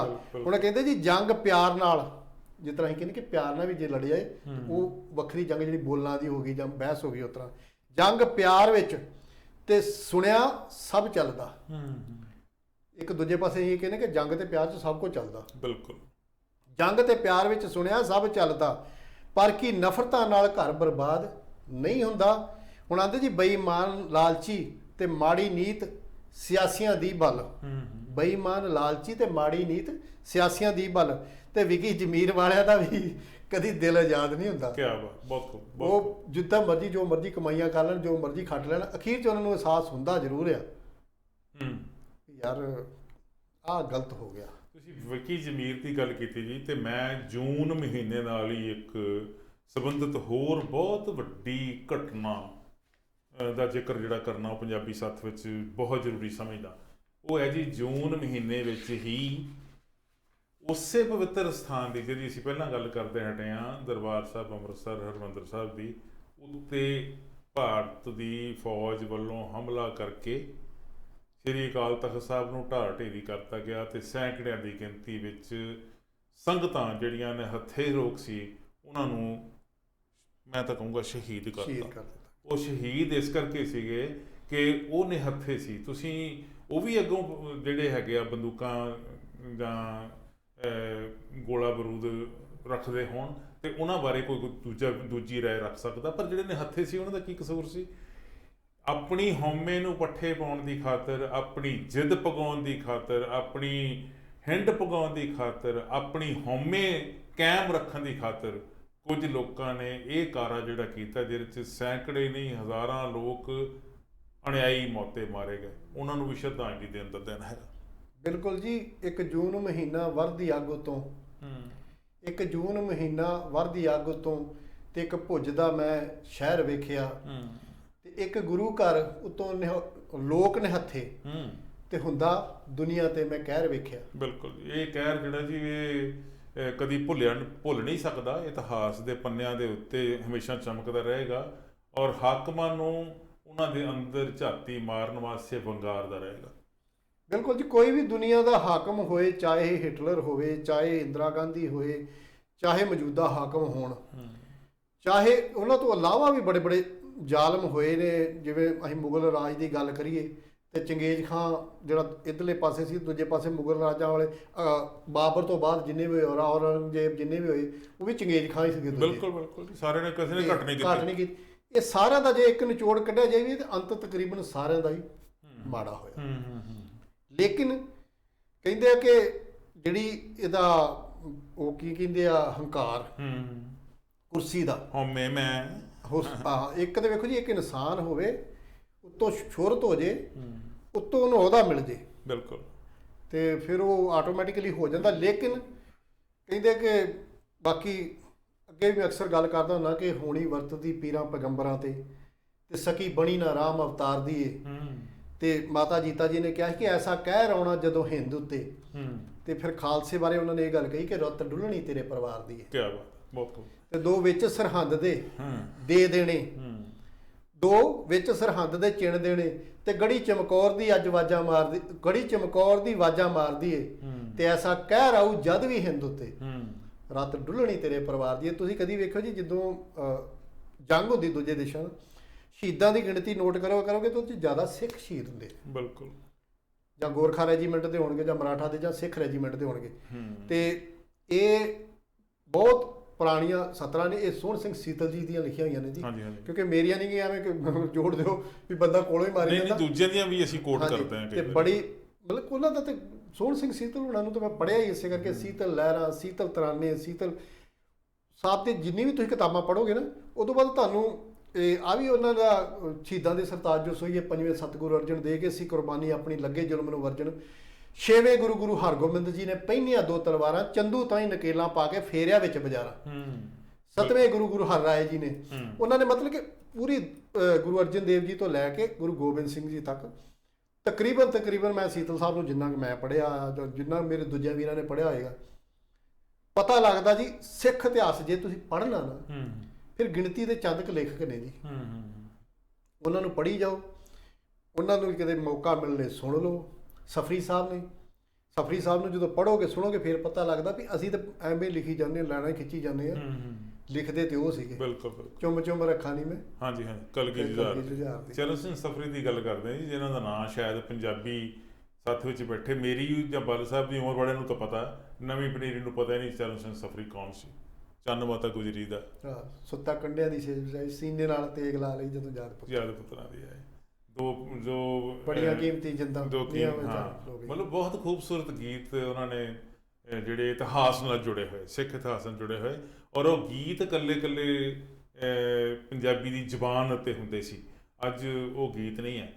ਗੀਤਾਂ ਦੀ ਗੱਲ ਚੱਲੀ ਤੇ ਮੈਂ ਇੱਕ ਹੋਰ ਗੱਲ ਕਰਨੀ ਚਾਹੁੰਦਾ। ਹਾਂਜੀ ਉਦੋਂ ਪਹਿਲਾਂ ਇੱਕ ਹੋਰ ਗੱਲ ਜੀ ਗੀਤਾਂ ਦੀ ਗੱਲ ਇਹ ਹੈ ਜੀ, ਪੰਜਾਬ ਦਾ ਇੱਕ ਗੀਤਕਾਰ ਸਿੱਧੂ ਮੂਸੇਵਾਲੀਆ ਉਹਦਾ ਕਤਲ ਹੋ ਗਿਆ, ਉਹਦੀ ਗੱਲ ਵੀ ਕਰਾਂਗੇ। ਪਰ ਉਦੋਂ ਪਹਿਲਾਂ ਇੱਕ ਗੱਲ, ਅਸੀਂ ਕੁਝ ਚਿਰ ਪਹਿਲਾਂ ਇਹ ਗੱਲ ਕਰਦੇ ਸੀਗੇ ਕਿ ਅਕਾਲ ਤਖ਼ਤ ਸਾਹਿਬ ਦੇ ਜਥੇਦਾਰ ਗਿਆਨੀ ਹਰਪ੍ਰੀਤ ਸਿੰਘ ਹੋਰਾਂ ਨੇ ਸਿੱਖ ਕੌਮ ਨੂੰ ਸੰਦੇਸ਼ ਦਿੱਤਾ, ਭਾਈ ਸਾਰੇ ਸਿੱਖ ਨੌਜਵਾਨ ਜਾਂ ਸਿੱਖ ਪੰਜਾਬੀ ਸਿੱਖ ਜਿਹੜੇ ਹੈਗੇ ਆ, ਉਹ ਜਿਹੜੇ ਕਾਨੂੰਨੀ ਹਥਿਆਰ ਯਾਨੀ ਕਹਿ ਲਓ ਵੀ ਲਾਇਸੈਂਸੀ ਹਥਿਆਰ ਰੱਖਣ। ਇੱਕ ਖਬਰ ਆਈ ਜੀ, ਹਾਂਜੀ, ਪੰਜਾਬ ਦੇ ਇੱਕ ਸ਼ਹਿਰ ਦੀ ਹੈ ਤੇ ਸ਼ਹਿਰ ਤੁਸੀਂ ਲੱਭ ਕੇ ਦੱਸਣਾ ਕਿਹੜਾ। ਮੈਂ ਅਖਬਾਰ 'ਚ ਖਬਰ ਹੁਣੇ ਇਹ ਪ੍ਰੋਗਰਾਮ ਸ਼ੁਰੂ ਹੋਣ ਤੋਂ 15 ਮਿੰਟ ਪਹਿਲਾਂ ਪੜ੍ਹੀ। ਉਹ ਜੀ ਪਿੰਡਾਂ ਵਿੱਚ ਜੋਗੀ ਫਿਰਦੇ ਹੁੰਦੇ, ਉਹਨਾਂ ਦੇ ਕੋਲ ਸੱਪ ਹੁੰਦੇ, ਉਹਨਾਂ ਦੇ ਕੋਲ ਨਿਓਲ ਹੁੰਦੇ। ਉਹ ਸੱਪ ਦਾ ਉਹ ਬੀਨ ਜੀ ਵਜਾ ਕੇ ਉਹ ਤਮਾਸ਼ਾ ਦਾ ਵਿਖਾਉਂਦੇ ਆ ਤੇ ਮੁੜ ਕੇ ਆਟਾ ਦਾਲ ਜਾਂ ਪੈਸੇ ਇਕੱਠੇ ਕਰਦੇ। ਇੱਕ ਇਹੋ ਜਿਹੇ ਜੋਗੀ ਦੇ ਕੋਲੋਂ ਸੱਪ ਖੋਲਿਆ ਕਿਸੇ ਨੇ ਪਿਸਤੌਲ ਦੀ ਨੋਕ ਤੇ। ਅੱਛਾ, ਦੱਸੋ ਪਿਸਤੌਲ ਹੁਣ ਇਸ ਕੰਮ ਆਇਆ ਕਰਨਾ ਹੈ। ਉਹ ਪਿਸਤੌਲ ਦੀ ਨੋਕ ਤੇ ਸੱਪ ਖੋ ਕੇ ਦੌੜ ਗਏ ਤੇ ਜੋਗੀ ਰੌਲਾ ਹੀ ਪਾਉਂਦਾ ਰਹਿ ਗਿਆ ਕਿ ਮੇਰਾ ਸੱਪ ਲੈ ਗਿਆ, ਮੇਰਾ ਸੱਪ ਲੈ ਗਿਆ। ਹੁਣ ਗੱਲ ਕਰਦੇ ਹਾਂ ਸਿੱਧੂ ਮੂਸੇਵਾਲੀਆ ਦੀ। ਸਿੱਧੂ ਮੂਸੇਵਾਲੀਆ ਤੇ ਇਹ ਇਲਜ਼ਾਮ ਰਹੇ ਆ ਜੀ ਕਿ ਉਹ ਹਥਿਆਰਾਂ ਦੀ ਗੱਲ ਕਰਦਾ, ਉਹ ਗੈਂਗਵਾਰ ਦੀ ਗੱਲ ਕਰਦਾ, ਉਹ ਇਸ ਤਰੀਕੇ ਨਾਲ ਗੀਤ ਗਾਉਂਦਾ ਜਿਹਦੇ ਨਾਲ ਨੌਜਵਾਨ ਪੀੜ੍ਹੀ ਨੂੰ ਕਈ ਵਾਰੀ ਤਾਂ ਲੱਗਦਾ ਹੁੰਦਾ ਕਿ ਸਾਡਾ ਇਹ ਹੀਰੋ ਹੈ, ਸਾਡੀ ਗੱਲ ਕਰਦਾ। ਪਰ ਉਹ ਇੱਕ ਅਜਿਹੇ ਘਟਨਾਕ੍ਰਮ ਦੇ ਵਿੱਚ ਉਹਨਾਂ ਲੋਕਾਂ ਦਾ ਹੀ ਸ਼ਿਕਾਰ ਹੋ ਗਿਆ ਜਿਨ੍ਹਾਂ ਲੋਕਾਂ ਦੀ ਉਹ ਗੱਲ ਕਰਦਾ ਸੀ। ਬਿਲਕੁਲ ਜੀ। ਚਲੋ ਵੈਸੇ ਮੇਰੇ ਵੱਲੋਂ ਵੀ ਤੇ ਭਾਜੀ ਵੱਲੋਂ ਸਭ ਤੋਂ ਪਹਿਲਾਂ ਤੇ ਅਫਸੋਸ ਹੈ ਜੀ, ਇੱਕ ਨੌਜਵਾਨ ਮਾਪਿਆਂ ਦਾ ਪੁੱਤ ਚਲਾ ਗਿਆ। ਐਜ ਏ ਹਿਊਮਨ ਬੀਇੰਗ ਅਫਸੋਸ ਆ। ਲੇਕਿਨ ਜਦੋਂ ਵੀ ਅਸੀਂ ਕੋਈ ਵੀ ਕੰਮ ਕਰਦੇ ਹਾਂ ਜੀ ਦੁਨੀਆ 'ਚ, ਸਾਨੂੰ ਇੱਕ ਚੀਜ਼ ਤੇ ਆਪਣੇ ਕੋਲ ਬਿਠਾ ਲੈਣੀ ਚਾਹੀਦੀ, ਖਾਸ ਕਰਕੇ ਇਸ ਇੰਸੀਡੈਂਟ ਤੋਂ ਬਾਅਦ ਲੈਸਨ ਲੈਣਾ ਚਾਹੀਦਾ ਵੀ ਜੇ ਅਸੀਂ ਇਸ ਤਰੀਕੇ ਦੇ ਗੀਤ ਗਾਉਂਦੇ ਹਾਂ, ਉਹਨਾਂ ਨੂੰ ਪ੍ਰਮੋਟ ਕਰਦੇ ਹਾਂ, ਆਟੋਮੈਟਿਕਲੀ ਜਿਨ੍ਹਾਂ ਨੂੰ ਅਸੀਂ ਪ੍ਰਮੋਟ ਕਰਦੇ ਉਹ ਦੇਖੋ ਵੀ ਹੈ ਕੌਣ ਨੇ। ਬਿਲਕੁਲ। ਉਹ ਕਹਿੰਦੇ ਕਿਉਂਕਿ ਇਹ ਤਾਂ ਸਾਡੇ ਗੁਰੂਆਂ ਨੇ ਕਿਹਾ ਕਿ ਚੋਰ ਕੀ ਹਉਮ ਹੈ, ਚੋਰ ਕੀ ਹਾਮੀ, ਹਉਮੀ ਨਹੀਂ, ਹਉਮੇ ਹੰਕਾਰ ਹੋਏ ਦਾ ਮਤਲਬ ਉਹਦੀ ਹਾਮੀ ਭਰਨਾ, ਹਾਮੀ ਭਰੇ ਨਾ ਕੋਈ। ਤੇ ਜਿਹੜਾ ਚੋਰ ਦੀ ਹਾਮੀ ਭਰਦਾ ਉਹ ਵੀ ਚੋਰ ਹੁੰਦਾ। ਫਿਰ ਇਲਜ਼ਾਮ ਉਹੀ ਲੱਗੇ ਜੀ ਵੀ ਇਸ ਗੈਂਗ ਨਾਲ ਇਨਵੋਲਵਮੈਂਟ ਸੀ ਜੀ, ਵੀ ਉਹਦੇ ਸੈਕਟਰੀ ਨੇ ਫਲਾਣੇ ਨੂੰ ਮਾਰ ਦਿੱਤਾ। ਕਿਉਂਕਿ ਜਦੋਂ ਤੁਸੀਂ ਚਾਹੇ ਕਿਸੇ ਦੇ ਪੁੱਤ ਜੇ, ਚਾਹੇ ਕਿਸੇ ਦੀ ਧੀ ਜੇ, ਚਾਹੇ ਤੁਸੀਂ ਕਿੰਨੇ ਮਸ਼ਹੂਰ ਜੇ, ਚਾਹੇ ਨਹੀਂ ਮਸ਼ਹੂਰ ਜੇ, ਜਦੋਂ ਤੁਸੀਂ ਇਸ ਦੁਨੀਆ ਤੋਂ ਚਲੇ ਜਾਂਦੇ ਜੇ ਉਦੋਂ ਹਰ ਬੰਦੇ ਨੇ ਆਪਣੇ ਤਰੀਕੇ ਦੀ ਗੱਲ ਕਰਨੀ। ਹਰ ਸਿਆਸਤਦਾਨ ਨੇ ਉੱਥੇ ਆ ਕੇ ਫਾਇਦਾ ਉਠਾਉਣਾ। ਸਿਆਸਤਦਾਨ ਤੇ ਕੀ ਜੀ, 7 ਸਾਡੇ ਸ਼ਹੀਦ ਹੋਏ ਨੇ ਰੀਸੈਂਟ ਪਿਛਲੇ ਹਫ਼ਤੇ ਬਾਰਡਰ ਤੇ। ਉਹ ਵੀ ਮਾਵਾਂ ਦੇ ਪੁੱਤਰ ਸੀ, ਮਾਵਾਂ ਦੇ ਪੁੱਤ ਸੀ। ਲੇਕਿਨ ਸਿਆਸਤਦਾਨਾਂ ਨੇ ਉੱਥੇ ਇੰਨਾ ਜ਼ੋਰ ਕਿਉਂ ਨਹੀਂ ਲਾਇਆ? ਇਸ ਕਰਕੇ ਨਹੀਂ ਲਾਇਆ ਕਿਉਂਕਿ ਇੱਥੇ ਉਹਨਾਂ ਨੂੰ ਫੇਮ ਮਿਲਣੀ ਸੀ। ਮੈਂ ਇਹ ਤੋਂ ਪਹਿਲਾਂ ਇੱਕ ਗੱਲ ਕਰਨੀ ਚਾਹੁੰਦਾ ਜੀ। ਹਾਂਜੀ, ਸਿੱਧੂ ਮੂਸੇਵਾਲੇ ਦੇ ਗੀਤਾਂ ਦਾ ਮੈਂ ਫੈਨ ਨਹੀਂ, ਐਬਸੋਲੂਟਲੀ ਨਹੀਂ। ਬਿਲਕੁਲ ਜੀ। ਪਰ ਉਹਦੀ ਮਰਗ ਤੇ ਉਹਦੀ ਡੈਥ ਤੇ 2 ਗੱਲਾਂ ਨੇ ਮੈਨੂੰ ਸੱਚੀ ਮੁੱਚੀ ਹਿਲਾ ਦਿੱਤਾ। ਉਹ ਕਿਹੜੀਆਂ ਸੀ? ਇੱਕ ਗੱਲ ਇਹ ਸੀ ਕਿ ਜਦੋਂ ਉਹਦਾ ਸੰਸਕਾਰ ਕਰਨ ਵਾਸਤੇ ਇੱਕ ਵੱਡੀ ਗੱਡੀ ਦੇ ਵਿੱਚ ਉਹਦੀ ਬੋਡੀ ਨੂੰ ਰੱਖਿਆ ਹੋਇਆ ਸੀ ਤਾਂ ਉਹਦੀ ਮਾਂ ਆਪਦੀ ਚੁੰਨੀ ਨਾਲ ਉਹਦੇ ਚਿਹਰੇ ਤੇ ਛਾਂ ਕਰ ਰਹੀ ਸੀ। ਉਸ ਮਾਂ ਨੂੰ ਪੁੱਛਿਆ ਜਾਣਦਾ। ਬਿਲਕੁਲ ਜੀ, ਬਿਲਕੁਲ। ਇਹ ਮੈਂ ਬਿਆਨ ਨਹੀਂ ਕਰ ਸਕਦਾ, ਤੁਸੀਂ ਵੀ ਨਹੀਂ ਸ਼ਾਇਦ ਕਰ ਸਕਦੇ। ਦੂਜੀ ਗੱਲ, ਮੈਂ ਉਹਦੇ ਪਿਓ ਨੂੰ ਆਪਦੀ ਪੱਗ ਲਾ ਕੇ ਲੋਕਾਂ ਤੋਂ ਇਨਸਾਫ ਮੰਗਦੇ ਦੇਖਿਆ। ਕੌਣ ਇਨਸਾਫ ਦਊਗਾ? ਇਨਸਾਫ ਦੇਣ ਵਾਸਤੇ ਤਾਂ ਇਨਸਾਫ ਦੇਣ ਵਾਲੇ, ਜਿਹੜੇ ਦੇ ਸਕਦੇ, ਜਿਨ੍ਹਾਂ ਦੇ ਹੱਥ 'ਚ ਪਾਵਰ ਆ, ਉਹਦਾ ਤਮਾਸ਼ਾ ਵੇਖ ਰਹੇ। ਬਿਲਕੁਲ ਜੀ ਬਿਲਕੁਲ, ਮੈਂ ਤੁਹਾਡੀ ਗੱਲ ਕੱਟ ਰਿਹਾ। ਮੈਂ ਚੰਦ ਲਾਈਨਾਂ ਸੀਗੀਆਂ ਜੀ। ਇਹ ਵੈਸੇ ਪਹਿਲੀ ਲਾਈਨ ਸ਼ਾਇਦ ਕਿਸੇ ਨੇ ਸੁਣੀ ਹੋਵੇ, ਕਿਸੇ ਪਾਕਿਸਤਾਨੀ ਮੇਰੇ ਵੀਰ ਰਾਈਟਰ ਦੀ ਆ। ਬਾਕੀ ਉਸ ਤੋਂ ਬਾਅਦ ਮੈਂ ਪੂਰਾ ਕੀਤਾ ਸੀ। ਉਹਨੇ ਇੱਕ ਲਾਈਨ ਬੋਲੀ ਸੀ ਆਪਣੀ ਕਿਸੇ ਇੰਟਰਵਿਊ ਵਿੱਚ। ਉਹਨੇ ਕਿਹਾ ਸੀ ਕਿ ਜ਼ਿੰਦਗੀ 'ਚ ਕਦੀ ਵੀ ਜਦੋਂ ਬਾਰਡਰ ਤੋਂ ਸ਼ਹੀਦ ਘਰ ਆਉਂਦੇ, ਇਹ ਨਹੀਂ ਸਾਡੇ ਇੱਥੇ ਹੁੰਦੇ ਆ, ਪਾਕਿਸਤਾਨ 'ਚ ਵੀ ਹੁੰਦੇ, ਸਾਰੀ ਜਗ੍ਹਾ, ਹਰ ਜਗ੍ਹਾ ਲੀਡਰ ਉੱਥੋਂ ਦੇ ਵੀ ਇਹੋ ਜਿਹੇ ਆ ਸਾਰਾ ਕੁਝ। ਜਦੋਂ ਸ਼ਹੀਦ ਉੱਥੇ ਆਉਂਦੇ ਆ ਜੀ, ਉਦੋਂ ਸਾਡੇ ਲੀਡਰ ਲੋਕ ਕਰਦੇ ਕੀ ਆ, ਇਹਨਾਂ ਦੀ ਕਰਤੂਤ ਦੱਸੀ ਗਈ ਹੈ ਇਹਦੇ ਵਿੱਚ। ਉਹ ਕਹਿੰਦੇ ਜੀ ਵੇਖੋ, ਇਹ ਜਿਹੜੇ ਲੀਡਰ ਜਦੋਂ ਪਹੁੰਚਦੇ ਨੇ, ਉਹ ਕਹਿੰਦੇ ਆ ਜੀ, ਬਾਜ ਮਰਾ ਕੇ ਗਿਰਜਾਂ ਵਾਰੀ ਵਾਰੀ ਵੇਖਣ ਆਈਆਂ। ਬਾਜ ਮਰਾ ਕੇ, ਬਾਜ ਮਰਾ ਕੇ, ਮਰਵਾ ਕੇ ਜਿਹਨੂੰ ਕਹਿੰਦੇ ਹਨ, ਸਲੌਰੀ ਭਾਸ਼ਾ 'ਚ ਉਹ ਮਰਾ ਕੇ ਕਹਿੰਦੇ ਆ। ਬਾਜ ਮਰਵਾ ਕੇ ਗਿਰਜਾਂ ਵਾਰੀ ਵਾਰੀ ਵੇਖਣ ਆਈਆਂ। ਕਹਿੰਦਾ ਜੀ, ਕੁੱਤੇ ਭੌਂਕ ਕੇ ਕਰਨ ਹਮਦਰਦੀ, ਸ਼ੇਰ ਮਰਵਾ ਕੇ ਆਪੇ। ਕਿਆ ਬਾਤ, ਕੁੱਤੇ ਭੌਂਕ ਕੇ ਕਰਨ ਹਮਦਰਦੀ, ਸ਼ੇਰ ਮਰਵਾ ਕੇ ਆਪੇ। ਬਹੁਤ ਖੂਬ, ਕਿੱਡਾ ਤਗੜਾ ਸਟਾਇਰ ਹੈ। ਹਾਂਜੀ, ਕਿਉਂਕਿ ਇਹ ਸੱਚ ਹੈ ਜੀ, ਬਿਲਕੁਲ। ਇਹ ਜਿਹੜੀ ਤਾਜ਼ੀ ਘਟਨਾ ਸਿੱਧੂ ਮੂਸੇਵਾਲੇ ਦੇ ਕਤਲ ਦੀ ਗੱਲ ਹੈ, ਇਹਦੇ ਨਾਲ ਸੰਬੰਧਿਤ ਰਾਜਨੀਤੀ ਹੈ। ਇਹਨਾਂ ਦੀ ਕਵਿਤਾ ਸੁਣਨ ਤੋਂ ਬਾਅਦ ਆਪਾਂ ਫਿਰ ਹੋਰ ਗੱਲ ਕਰਾਂਗੇ। ਵੇਖੋ ਜੀ, ਉਹਨੇ ਕਿਹਾ ਜੀ, ਅਸਲ 'ਚ ਤੇ ਜੋ ਲਾਈਨਾਂ ਸੀਗੀਆਂ ਉਹਦੇ ਵਿੱਚ ਐਗਜੈਕਟ ਇਹ ਸੀ ਲੱਗਦਾ, ਕਿਉਂਕਿ ਮੇਰੇ ਹਿਸਾਬ ਨਾਲ, ਪੰਜਾਬੀ ਦੇ ਹਿਸਾਬ ਨਾਲ ਉਹਨਾਂ ਨੇ ਬੋਲਿਆ ਸੀ। ਉਹਨਾਂ ਨੇ ਕਿਹਾ ਸੀ, ਕੁੱਤੇ ਭੌਂਕੇ ਕੇ ਕਰਨ ਹਮਦਰਦੀ, ਸ਼ੇਰ ਮਾਰ ਕੇ ਆਪੇ। ਮਰਵਾ ਕੇ ਤੇ ਮਾਰ ਕੇ ਵਿੱਚ ਥੋੜਾ ਜਿਹਾ ਫਰਕ ਪਾਇਆ ਗਿਆ। ਹੁਣ ਵੇਖੋ ਜੀ, ਰਲ ਸਿਆਸੀ ਅਥਰੂ ਸੁੱਟਣ ਮਗਰ ਮੱਛਾਂ ਵਾਲੇ, ਰਲ ਸਿਆਸੀ ਅਥਰੂ ਸੁੱਟਣ ਮਗਰ ਮੱਛਾਂ ਵਾਲੇ, ਸਿਆਸਤ ਦੇ ਵਿੱਚ ਵਰਤਣਾ ਚਾਹੁੰਦੇ ਹੁਣ ਸ਼ਹੀਦ ਦੇ ਮਾਪੇ। ਕੀ ਬਾਤ ਹੈ, ਸਿਆਸਤ ਦੇ ਵਿੱਚ ਵਰਤਣਾ ਚਾਹੁੰਦੇ ਹੁਣ ਸ਼ਹੀਦ ਦੇ ਮਾਪੇ।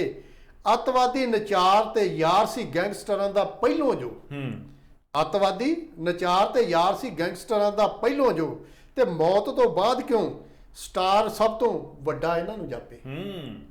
ਦੇਖੋ, ਮੈਂ ਥੋੜੀ ਜਿਹੀ ਗੱਲ ਹੋਰ ਖੋਲ ਕੇ ਕਰ ਦੇਣੀ ਚਾਹੁੰਦਾ। ਤੁਸੀਂ ਵੈਸੇ ਕਵਿਤਾ 'ਚ ਬਹੁਤ ਪਿਆਰੀ ਗੱਲ ਕੀਤੀ ਹੈ। ਸਿੱਧੂ ਮੂਸੇਵਾਲੀਆ ਕਾਂਗਰਸੀ ਸ਼ਾਮਿਲ ਹੋ ਗਿਆ, ਉੱਥੇ ਅਕਾਲੀ ਦਾ ਵੀ ਕੈਂਡੀਡੇਟ ਸੀ ਤੇ ਉੱਥੇ ਆਮ ਆਦਮੀ ਪਾਰਟੀ ਦਾ ਕੈਂਡੀਡੇਟ ਸੀ। ਆਮ ਆਦਮੀ ਪਾਰਟੀ ਦਾ ਕੈਂਡੀਡੇਟ ਜਿੱਤ ਗਿਆ, ਹੋਰ ਵੀ ਖੜੇ ਸੀ। ਆਮ ਆਦਮੀ ਪਾਰਟੀ ਵੱਲੋਂ ਵੀ ਕਿਹਾ ਜਾਂਦਾ ਸੀ, ਸਿੱਧੂ ਮੂਸੇਵਾਲੀਆ ਜਿਹੋ ਜਿਹੇ ਗੀਤ ਗਾਉਂਦਾ ਹੈ, ਗੈਂਗਸਟਰਾਂ ਦਾ ਜੋਟੀਦਾਰ ਹੈ। ਅਕਾਲੀ ਦਲ ਵੱਲੋਂ ਵੀ ਕਿਹਾ ਜਾਂਦਾ ਸੀਗਾ ਕਿ ਗੈਂਗਸਟਰ ਹੈ ਔਰ ਇਹਦਾ ਸਾਰਾ ਲਿਹਾਜ਼ ਵੀ ਗੈਂਗਸਟਰਾਂ ਨਾਲ ਹੀ। ਬੀਜੇਪੀ ਵੀ ਇਹ ਕੁਛ ਕਹਿੰਦੀ ਸੀ। ਸਿੱਧੂ ਮੂਸੇਵਾਲੀਆ ਹਾਰ ਗਿਆ। ਜਿਹੜੇ ਉਹਨੂੰ ਕੱਲ੍ਹ ਤੱਕ ਗੈਂਗਸਟਰ ਕਹਿੰਦੇ ਸੀ, ਅੱਜ ਉਹਦੀ ਨਜ਼ਰਾਂ 'ਚ, ਉਹਨਾਂ ਲੋਕਾਂ ਦੀ ਨਜ਼ਰਾਂ 'ਚ ਕੀ ਹੈਗੇ?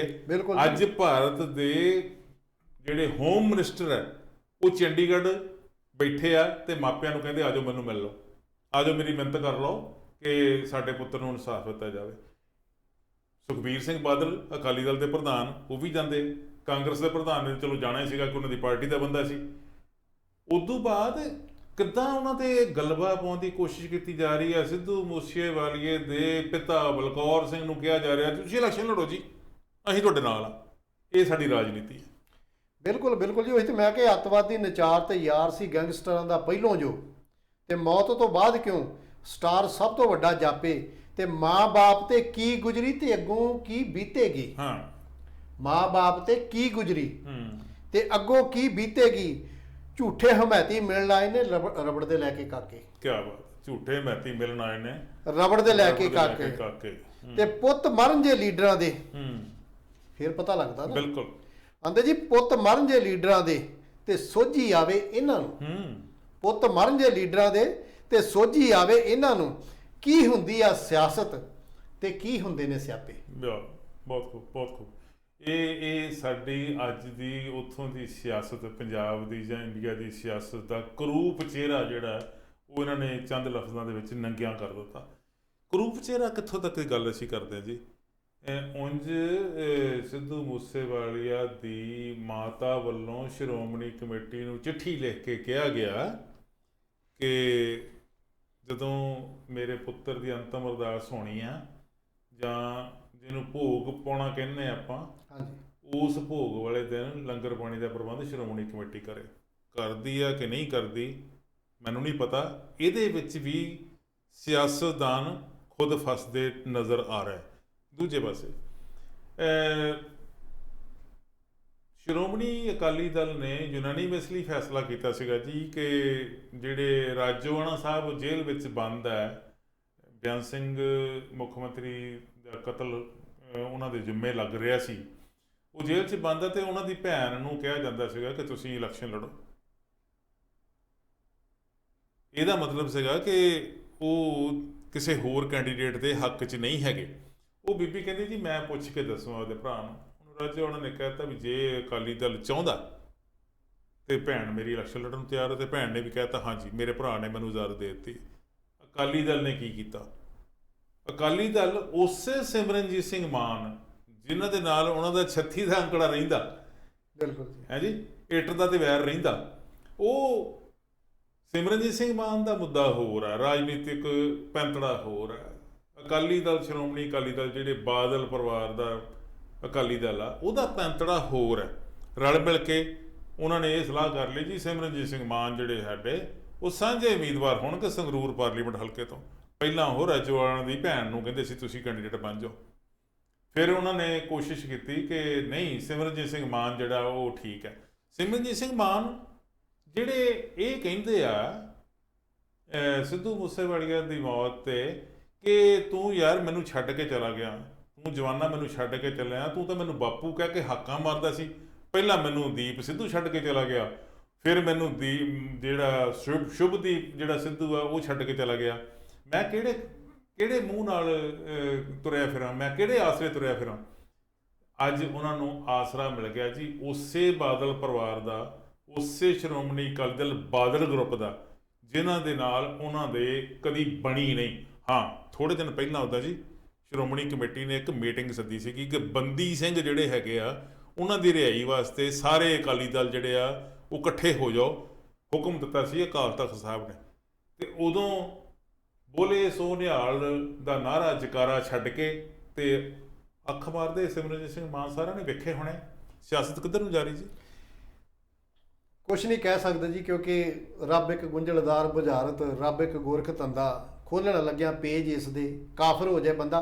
ਕਿਉਂਕਿ ਇਹ ਨਹੀਂ ਕਿ ਇਹਨਾਂ ਦਾ ਰੱਬ ਨਾਲ ਕੋਈ ਲਿੰਕ ਹੈ, ਇਹਨਾਂ ਦਾ ਰੱਬ ਨਾਲ ਕੋਈ ਲਿੰਕ ਨਹੀਂ। ਅਕਾਲੀ ਦਲ ਨੂੰ ਤੁਸੀਂ ਰੱਬ ਨਾਲ ਜੋੜ ਲੈਣਾ, ਤੁਸੀਂ ਉਹ ਗੱਲਾਂ ਨੂੰ ਪੁੱਠੇ ਪਾਸੇ ਲੈ ਜਾਣਾ।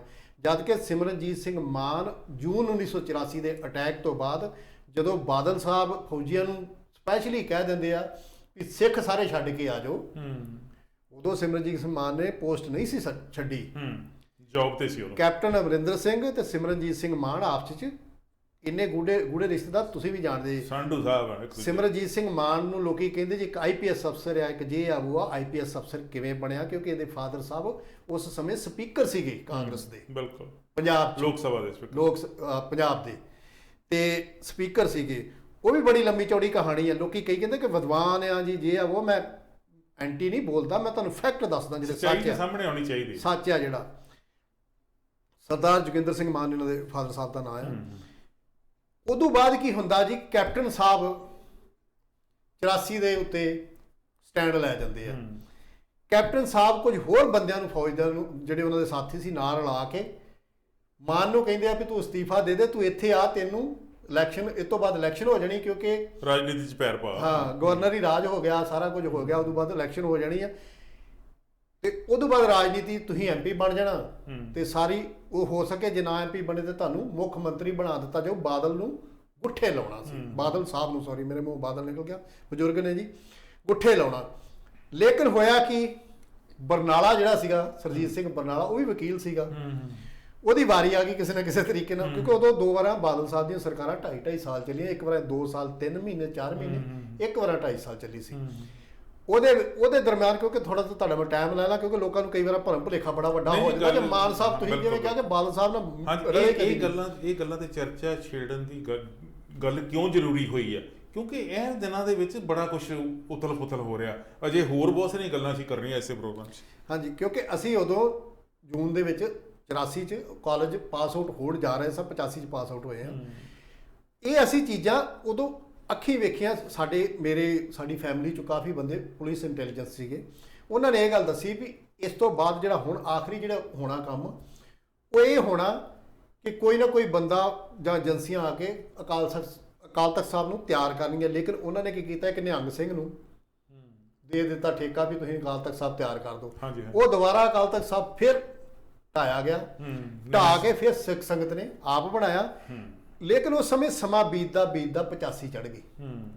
ਉਸ ਤੋਂ ਬਾਅਦ ਮਾਨ ਸਾਹਿਬ ਨੇ ਇਹਨਾਂ ਸਾਰਿਆਂ ਦੀ ਇੱਕ ਪਲਾਨਿੰਗ ਸੀ ਕਿ ਅਸਤੀਫਾ ਦਿੱਤਾ ਜੀ, ਅਸਤੀਫਾ ਦੇ ਕੇ ਇੱਧਰ ਆ ਗਏ। ਇੱਧਰ ਕੀ ਸੀ ਕਿ ਬਾਦਲ ਸਾਹਿਬ ਦੇ ਪੈਰ ਇੰਨੇ ਸੋਲਿਡ ਲੱਗੇ ਸੀ, ਬਰਨਾਲਾ ਸਾਹਿਬ ਦੇ ਪੈਰ ਬੜੇ ਸੋਲਿਡ ਸੀ, ਟੌੜਾ ਸਾਹਿਬ ਇੱਕ ਆਪਣੀ ਪ੍ਰੈਜ਼ੈਂਸ ਰੱਖਦੇ ਸੀ ਉਦੋਂ।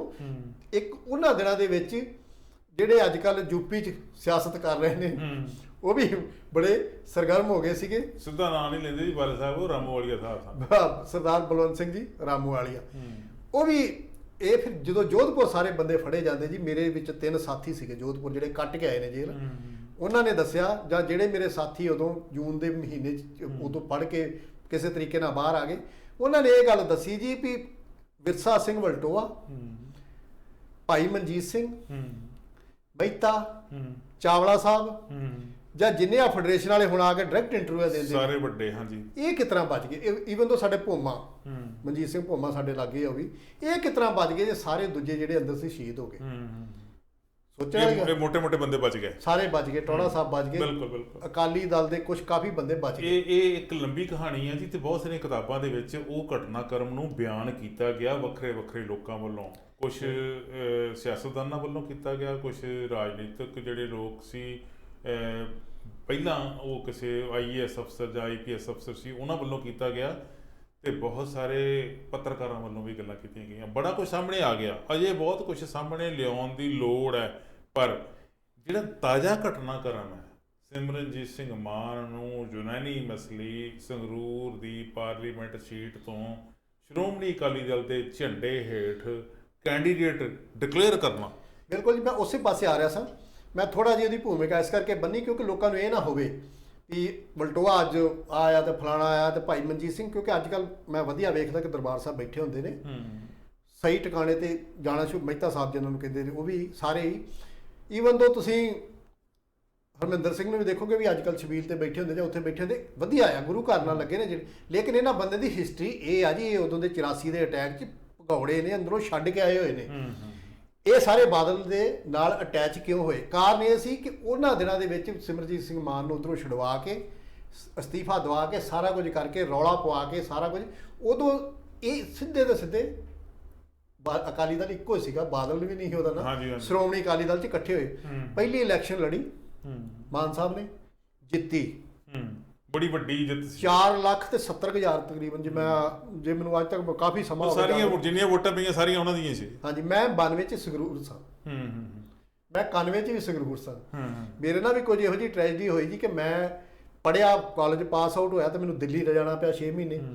ਦਿੱਲੀੋਂ ਸਿੱਧਾ ਮੈਂ ਸੰਗਰੂਰ ਆਇਆ, 2-3 ਸਾਲ ਉੱਥੇ ਕੱਢੇ, 2-3 ਸਾਲ ਮੈਂ ਬਠਿੰਡੇ ਕੱਢੇ, ਬਠਿੰਡਿਓਂ ਫਿਰ ਮੈਂ ਅੰਮ੍ਰਿਤਸਰ ਗਿਆ, ਫਿਰ ਕੁਝ ਇਹੋ ਜਿਹੀ ਗੱਲਬਾਤ ਹੋਈ ਕਿ ਫਿਰ ਮੈਨੂੰ ਵਾਪਸ ਸੰਗਰੂਰ ਆਉਣਾ ਪਿਆ।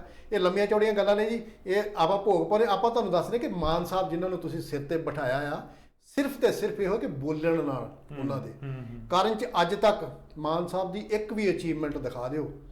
ਹਾਂ, ਤੁਸੀਂ ਕਹੋਗੇ ਜੀ ਉਹਨਾਂ ਅਸਤੀਫਾ ਦਿੱਤਾ, ਅਸਤੀਫੇ ਪਿੱਛੇ ਇੱਕ ਕਾਰਨ ਸੀ, ਇੱਕ ਰੀਜਨ ਸੀ।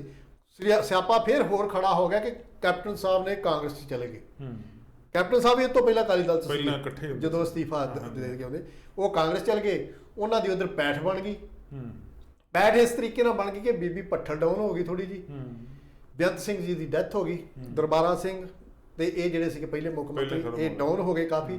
ਬੇਅੰਤ ਸਿੰਘ ਦੀ ਡੈਥ ਹੋ ਗਈ, ਉਦੋਂ ਬਾਅਦ ਕੈਪਟਨ ਸਾਹਿਬ ਦਾ ਦਾ ਲੱਗ ਗਿਆ। ਹੁਣ ਮਾਨ ਸਾਹਿਬ ਨੂੰ ਇਹ ਹੀ ਪਤਾ ਵੀ ਜੇ ਮੈਂ ਕਾਂਗਰਸ 'ਚ ਗਿਆ ਤਾਂ ਮੈਨੂੰ ਸਾਂਢੂ ਦੇ ਥੱਲੇ ਰਹਿਣਾ ਪੈਣਾ। ਉਹ ਉਧਰ ਨਹੀਂ ਗਏ, ਉਹਨਾਂ ਨੇ ਆਪਣਾ ਸ਼੍ਰੋਮਣੀ ਅਕਾਲੀ ਦਲ ਅੰਮ੍ਰਿਤਸਰ ਨਾਲ, ਜਿਹਦੀ ਉਸ ਤੋਂ ਬਾਅਦ ਜੋ ਹਾਲਤ ਹੋਈ ਮੇਰੇ ਨਾਲੋਂ ਤੁਸੀਂ ਜ਼ਿਆਦਾ ਬੈਟਰ ਜਾਣਦੇ ਜੀ, ਕਿਉਂਕਿ ਬਾਦਲ ਸਾਹਿਬ ਤੇ ਕੈਪਟਨ ਸਾਹਿਬ ਦੋ ਅਲੱਗ ਸ਼ਖਸੀਅਤਾਂ ਖੜੀਆਂ ਹੋ ਗਈਆਂ ਇਹ ਵਿੱਚ, ਪੀਸੇ ਗਏ ਚੱਕੀ ਦੇ।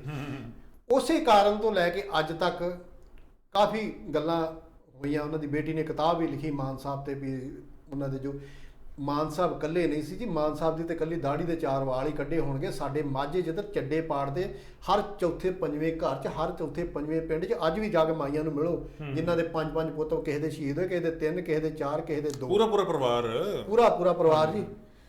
ਉਹ ਉਹਨਾਂ ਘਰਾਂ 'ਚ ਸਿਰਫ ਚਿੱਟੀਆਂ ਚੁੰਨੀਆਂ ਬੜੀਆਂ ਬੀਬੀਆਂ ਹੀ ਆ, ਬੀਬੀਆਂ ਹੀ ਨੇ ਜੀ, ਬਾਕੀ ਤਾਂ ਕੁਝ ਬਚਿਆ ਹੀ ਨਹੀਂ। ਹਾਂਜੀ ਹਾਂਜੀ। ਤੇ ਉਹ ਬੜੀਆਂ ਲੰਮੀਆਂ ਚੌੜੀਆਂ ਗੱਲਾਂ ਨੇ, ਕਿਤੇ ਪ੍ਰਮਾਤਮਾ ਨਾ ਕਰੇ ਇਹੋ ਜਿਹਾ ਇਤਿਹਾਸ ਦੁਬਾਰਾ ਦੁਹਰਾਇਆ ਹੀ ਨਾ ਜਾਵੇ। ਇਸ ਕਰਕੇ ਮਾਨ ਸਾਹਿਬ ਵੀ, ਜੇ ਤੁਸੀਂ ਕਹੋ ਕਿ ਪਹਿਲੀ ਵਾਰ ਪਲਟਾ ਮਾਰਿਆ, ਇਹ ਪਹਿਲੀ ਵਾਰ ਪਲਟਾ ਨਹੀਂ ਮਾਰਿਆ। ਇਹ ਮਾਨ ਸਾਹਿਬ ਦਾ ਵੀ ਅਪਰਚੁਨਿਟੀ ਵਾਲਾ ਪਲਟਾ ਆ, ਬਾਦਲ ਸਾਹਿਬ ਦੇ ਵੀ ਅਪਰਚੁਨਿਟੀ ਵਾਲੇ ਪਲਟੇ ਰਹੇ ਨੇ, ਉਹਨਾਂ ਦੇ ਤਾਂ ਬਹੁਤ ਜ਼ਿਆਦਾ ਹੀ ਰਹੇ ਨੇ, ਹੱਦੋਂ ਜ਼ਿਆਦਾ ਉਹਨਾਂ ਨੇ, ਲੇਕਿਨ ਉਹਨਾਂ ਨੇ ਅਪਰਚੁਨਿਟੀਆਂ ਚੋਂ ਖੱਟਿਆ, ਮਾਨ ਸਾਹਿਬ ਨੇ ਖੱਟਿਆ ਕੁਛ ਨਹੀਂ। ਕੁੱਲ ਮਿਲਾ ਕੇ ਗੱਲ ਇਹ ਹੈ ਜੀ ਕਿ ਇਸ ਰਾਜਨੀਤੀ ਦੇ ਆਉਣ ਵਾਲੇ ਦਿਨਾਂ ਵਿੱਚ ਹੋਰ ਨਵੇਂ ਚਿਹਰੇ, ਕਰੂਪ ਚਿਹਰੇ, ਚੰਗੇ ਚਿਹਰੇ ਨਹੀਂ, ਕਰੂਪ ਚਿਹਰੇ ਹੋਰ ਸਾਹਮਣੇ ਆਉਣ ਵਾਲੇ ਆ। ਇੱਕ ਗੱਲ ਮੈਂ ਹੋਰ ਕਰ ਲਵਾਂ, ਚਲੋ ਸੰਗਰੂਰ ਪਾਰਲੀਮੈਂਟ 'ਚ ਜਿਹੜੀ ਹੈਗੀ ਆ ਉਹ ਸੀਟ ਦੇ ਉੱਤੇ ਕੌਣ ਹੋਰ ਖੜਾ ਹੁੰਦਾ, ਕੌਣ ਨਹੀਂ। ਹੁਣ ਆਮ ਆਦਮੀ ਪਾਰਟੀ ਨੇ ਵੀ ਆਪਦਾ ਕੈਂਡੀਡੇਟ ਖੜਾ ਕਰਤਾ, 23 ਜੂਨ ਨੂੰ ਵੋਟਾਂ ਪੈਣੀਆਂ, 26 ਨੂੰ ਰਿਜ਼ਲਟ ਆਉਣਾ, ਪਤਾ ਲੱਗ ਜਾਊ। ਹਾਂਜੀ, ਮਾਨ ਸਾਹਿਬ ਕਿੰਨੇ ਪਾਣੀ 'ਚ ਹੈ, ਆਮ ਆਦਮੀ ਪਾਰਟੀ ਦਾ ਕੈਂਡੀਡੇਟ ਕਿੰਨੇ ਪਾਣੀ 'ਚ ਹੈ, ਕਾਂਗਰਸ ਵੱਲੋਂ ਤਾਂ ਅਜੇ ਕੋਈ ਇੱਦਾਂ ਦੀ ਗੱਲ ਆਈ ਨਹੀਂ। ਪਰ ਕਾਂਗਰਸ ਪਾਰਟੀ ਦੇ ਬਹੁਤ ਸਾਰੇ ਲੀਡਰ ਉਂਝ ਨਾਲ ਦੀ ਨਾਲ ਅਕਾਲੀ ਦਲ ਦੇ ਵੀ, ਉਹ ਜਦੋਂ ਆਏ ਸੀਗੇ ਹੋਮ ਮਿਨਿਸਟਰ ਅਮਿਤ ਸ਼ਾਹ ਜੀ, ਉਹਨਾਂ ਦੇ ਪੈਰੀ ਪੈ ਗਿਆ। ਮੈਂ ਤਾਂ ਪੈਰੀ ਪੈਣਾ ਕਹਿਣਾ, ਪੈਰੀ ਪੈ ਗਿਆ ਜੀ ਵੀ ਸਾਨੂੰ ਬਚਾ ਲਓ, ਬਖਸ਼ ਲਓ। ਔਰ ਉਸ ਬਚਾਉਣ ਬਖਸ਼ਣ ਵਾਲੀ ਜਿਹੜੀ ਪ੍ਰਕਿਰਿਆ ਸੀ, ਉਹਦੇ 'ਚ ਕਹਿੰਦੇ ਜੀ ਸੁਨੀਲ ਜਾਖੜ ਨੇ ਬਹੁਤ ਵੱਡਾ ਰੋਲ ਅਦਾ ਕੀਤਾ। ਅੱਛਾ ਜੀ। ਸੁਨੀਲ ਜਾਖੜ ਕਾਂਗਰਸ ਪਾਰਟੀ ਵਿੱਚ ਚੰਗੀ ਪੈਂਠ ਰੱਖਦੇ ਸੀਗੇ, ਚੰਗੇ ਨੇਤਾ ਦੇ ਤੌਰ 'ਤੇ ਉੱਭਰੇ, ਅਤੇ ਉਹਨਾਂ ਨੇ ਬੜੀ ਲੰਮਾ ਸਮਾਂ ਕਾਂਗਰਸ ਪਾਰਟੀ ਦੇ ਵਿੱਚ ਰਹਿ ਕੇ ਆਪਣੀ ਰਾਜਨੀਤੀ ਕੀਤੀ। ਉਹ ਰਾਜਨੀਤੀ ਵਿੱਚ ਕਾਮਯਾਬ ਹੋਏ ਨਹੀਂ ਹੋਏ, ਆਪਾਂ ਇਸ ਚੱਕਰ 'ਚ ਨਹੀਂ ਪੈਂਦੇ, ਪਰ ਉਹਨਾਂ ਨੇ ਇੱਕ ਧਾਰ ਲਿਆ ਕਿ ਮੈਂ ਜਿਸ ਪਾਰਟੀ ਨੂੰ ਛੱਡ ਕੇ ਨਵੀਂ ਪਾਰਟੀ ਵਿੱਚ ਆਇਆ ਵਾਂ ਬੀਜੇਪੀ ਵਿੱਚ, ਮੈਂ ਉਹ ਪਹਿਲੀ ਪਾਰਟੀ ਦਾ ਹੁਣ ਛੱਡਣਾ ਕੱਖ ਨਹੀਂ। ਉਹਨਾਂ ਨੇ ਕਹਿੰਦੇ ਕਹਾਉਂਦੇ ਬੰਦੇ, ਰਾਜਕੁਮਾਰ ਵੇਰਕਾ ਨੂੰ ਤੁਸੀਂ ਸਾਰੇ ਜਾਣਦੇ ਜੀ, ਉਹ ਕਾਂਗਰਸ ਪਾਰਟੀ ਦੇ ਸਪੋਕਸ ਪਰਸਨ ਹੁੰਦੇ ਸੀਗੇ। ਹੋਰ ਕੋਈ ਬੋਲੇ ਨਾ ਬੋਲੇ, ਰਾਜਕੁਮਾਰ ਵੇਰਕਾ ਨੇ ਜ਼ਰੂਰ ਬੋਲਣਾ। ਉਹ ਵੀ ਰਾਜਕੁਮਾਰ ਵੇਰਕਾ ਜੇ ਕਹਿੰਦੇ ਆ ਜੀ ਕਿ ਜੇ ਪੰਜਾਬ ਨੂੰ ਬਾਰਡਰ ਸਟੇਟ ਹੈਗੀ ਆ, ਜੇ ਪੰਜਾਬ ਦੀ ਤਰੱਕੀ ਚਾਹੁੰਦੇ ਆ, ਪੰਜਾਬ 'ਚ ਸ਼ਾਂਤੀ ਚਾਹੁੰਦੇ ਆ, ਤੇ ਬੀਜੇਪੀ ਕਰ ਸਕਦੀ, ਹੋਰ ਨਹੀਂ ਕੋਈ ਕਰ ਸਕਦਾ। ਨਹੀਂ, ਉਹਨਾਂ ਦਾ ਬੜਾ ਵਧੀਆ ਹੱਲ ਹੈ ਜੀ, ਗਵਰਨਰੀ ਰਾਜ ਲਾ ਦਿਓ। ਗਵਰਨਰੀ ਰਾਜ ਦੇ ਵੀ 2-4 ਫਾਇਦੇ ਜਿਹੜੇ 5 ਨੇ, ਉਹ ਪੰਜੇ ਦੇ ਪੰਜੇ ਫਾਇਦੇ ਅਕਾਲੀ ਦਲ ਨੂੰ ਆ, ਕਾਂਗਰਸ ਨੂੰ ਆ, ਕਿਉਂਕਿ ਆਪ ਨੂੰ ਤਾਂ ਕੋਈ ਫਾਇਦਾ ਨਹੀਂ, ਆਪ ਦਾ ਤਾਂ ਰਾਜ ਚਲੇ ਜਾਣਾ।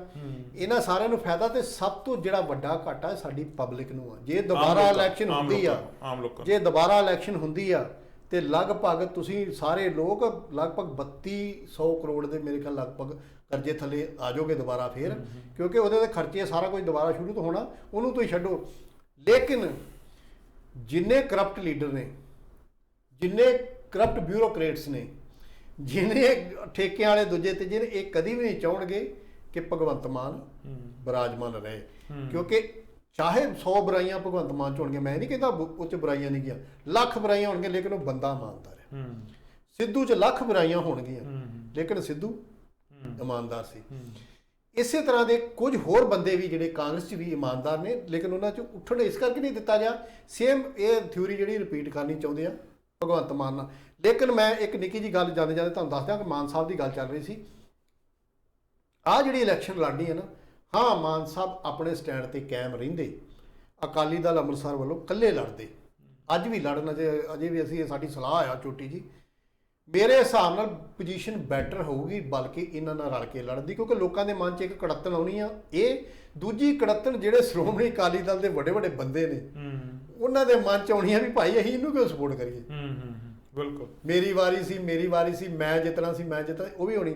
ਤੀਸਰੀ ਸਭ ਤੋਂ ਵੱਡੀ ਜਿਹੜੀ ਘਾਟੇ ਵਾਲਾ ਸੌਦਾ ਹੋਣਾ ਆ ਮਾਨ ਸਾਹਿਬ ਲਈ, ਕਿਉਂਕਿ ਮਾਨ ਸਾਹਿਬ ਇਹ 'ਤੇ ਵਿਚਾਰ ਕਰ ਲੈਣ, ਜੇ ਕਿਸੇ ਨਾ ਕਿਸੇ ਕਾਰਨ ਸਿੱਧੂ ਸਾਹਿਬ ਦੇ ਫਾਦਰ ਸਾਹਿਬ ਨੂੰ ਕਾਂਗਰਸ ਨੇ ਖੜਾ ਕਰ ਦਿੱਤਾ, ਬਲਕੌਰ ਸਿੰਘ ਨੂੰ, ਹਾਂਜੀ, ਪਰ ਉਹ ਨਾ ਕਰ ਚੁੱਕੇ, ਨਹੀਂ ਕੋਈ ਪਤਾ ਨਹੀਂ ਹੁੰਦਾ ਜੀ, ਅਜੇ ਸਮਾਂ ਪਿਆ, ਅਜੇ ਕਾਗਜ਼ ਭਰਨ 'ਚ ਥੋੜੇ ਦਿਨ ਪਏ ਨੇ। ਜੇ ਸਮੇਂ ਦੌਰਾਨ ਕਿਸੇ ਨਾ ਕਿਸੇ ਤਰੀਕੇ ਨਾਲ ਉਹਨਾਂ ਨੂੰ ਜਾਂ ਰਾਜੋਆਣਾ ਦੇ ਸਿਸਟਮ ਨੂੰ, ਜਿਵੇਂ ਅਕਾਲੀ ਦਲ ਵਾਲੇ ਪਹਿਲਾਂ ਕਹਿ ਰਹੇ ਇਹਨਾਂ ਨੇ ਕਰ ਦਿੱਤਾ, ਜਾਂ ਫਿਰ ਇੱਕ ਉਸ ਤਰੀਕੇ ਦਾ ਰਲੋ ਗੋਬਲਾ ਜਿਹਾ ਹੋ ਜਾਣਾ ਵੀ ਪਤਾ ਨਹੀਂ ਲੱਗਣਾ, ਤੇ ਦਾ ਕੋਈ ਹੋਰ ਹੀ ਮਾਰ ਜਾਏ, ਦਾ ਕੋਈ ਹੋਰ ਹੀ ਮਾਰ ਜਾਏ। ਇਸ ਕਰਕੇ ਮਾਨ ਸਾਹਿਬ ਨੂੰ ਇਸ ਟਾਈਮ ਸਭ ਤੋਂ ਵੱਧ ਸਿਰਦ ਹੋ ਗਏ, ਕਿਉਂਕਿ ਮਾਨ ਸਾਹਿਬ ਨੇ ਪਹਿਲਾ ਝਟਕਾ ਨਹੀਂ ਖਾਧਾ।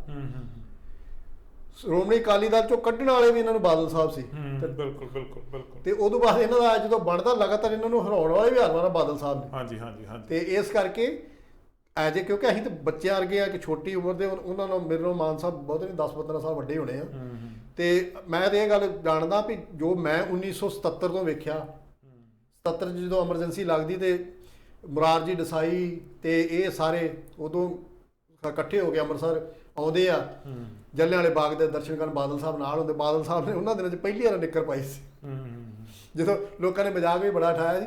77 ਤੋਂ ਬਾਅਦ 78 'ਚ ਬਾਦਲ ਸਾਹਿਬ ਨੇ ਕੀ ਕਰਾਇਆ, ਜਦੋਂ ਨਿਰੰਕਾਰੀ ਦੇ ਨਾਲ ਉਤਸ਼ਾਹਤ ਕਰਕੇ ਲੋਕਾਂ ਨੂੰ ਭਜਾਤਾ ਤੇ ਵਿਸਾਖੀ ਦਾ ਦਿਨ ਜਿਹੜਾ ਸੀ, ਵਿਸਾਖੀ ਵਾਲੇ ਦਿਨ, ਉਹ ਵੀ ਵਿਸਾਖੀ ਵਾਲੇ ਅੱਜ ਸਾਰੀ ਗੱਲ ਆਪਾਂ ਖੋਲ ਦਿੱਤੀ ਹੈ ਜੀ। ਪੰਜਾਬੀ ਸਾਥੀ 'ਚ ਬੈਠੇ ਭੈਣ ਭਰਾ ਸਿਆਣੇ ਆ, ਸੋਚਣਗੇ ਬਿਨਾਂ ਸ਼ੱਕ। ਉਹਨਾਂ ਦੀ ਸੋਚ ਜਿਹੜੀ ਆ ਅਸੀਂ ਉਹਨੂੰ ਪ੍ਰਣਾਮ ਵੀ ਕਰਦੇ ਹਾਂ, ਅਸੀਂ ਉਹਨਾਂ ਦੇ ਵਿਚਾਰਾਂ ਨੂੰ ਤਰਜੀਹ ਵੀ ਦਿੰਦੇ ਹਾਂ ਤੇ ਸਾਡੇ ਵਿਚਾਰ ਆਪਣੇ ਹੋ ਸਕਦੇ।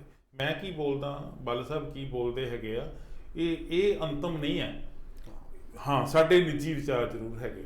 ਸਾਡੇ ਨਿੱਜੀ ਵਿਚਾਰਾਂ ਦੇ ਵਿੱਚ ਕੁਝ ਅਸੀਂ ਦੂਜੇ ਸਿਆਣਿਆਂ ਬੰਦਿਆਂ ਦੇ ਵਿਚਾਰ ਜੋੜਨ ਦੀ ਕੋਸ਼ਿਸ਼ ਕਰਦੇ ਹਾਂ। ਫਿਰ ਵੀ ਤੁਹਾਨੂੰ ਹੋ ਸਕਦਾ ਪਸੰਦ ਨਾ ਆਏ ਹੋਣ।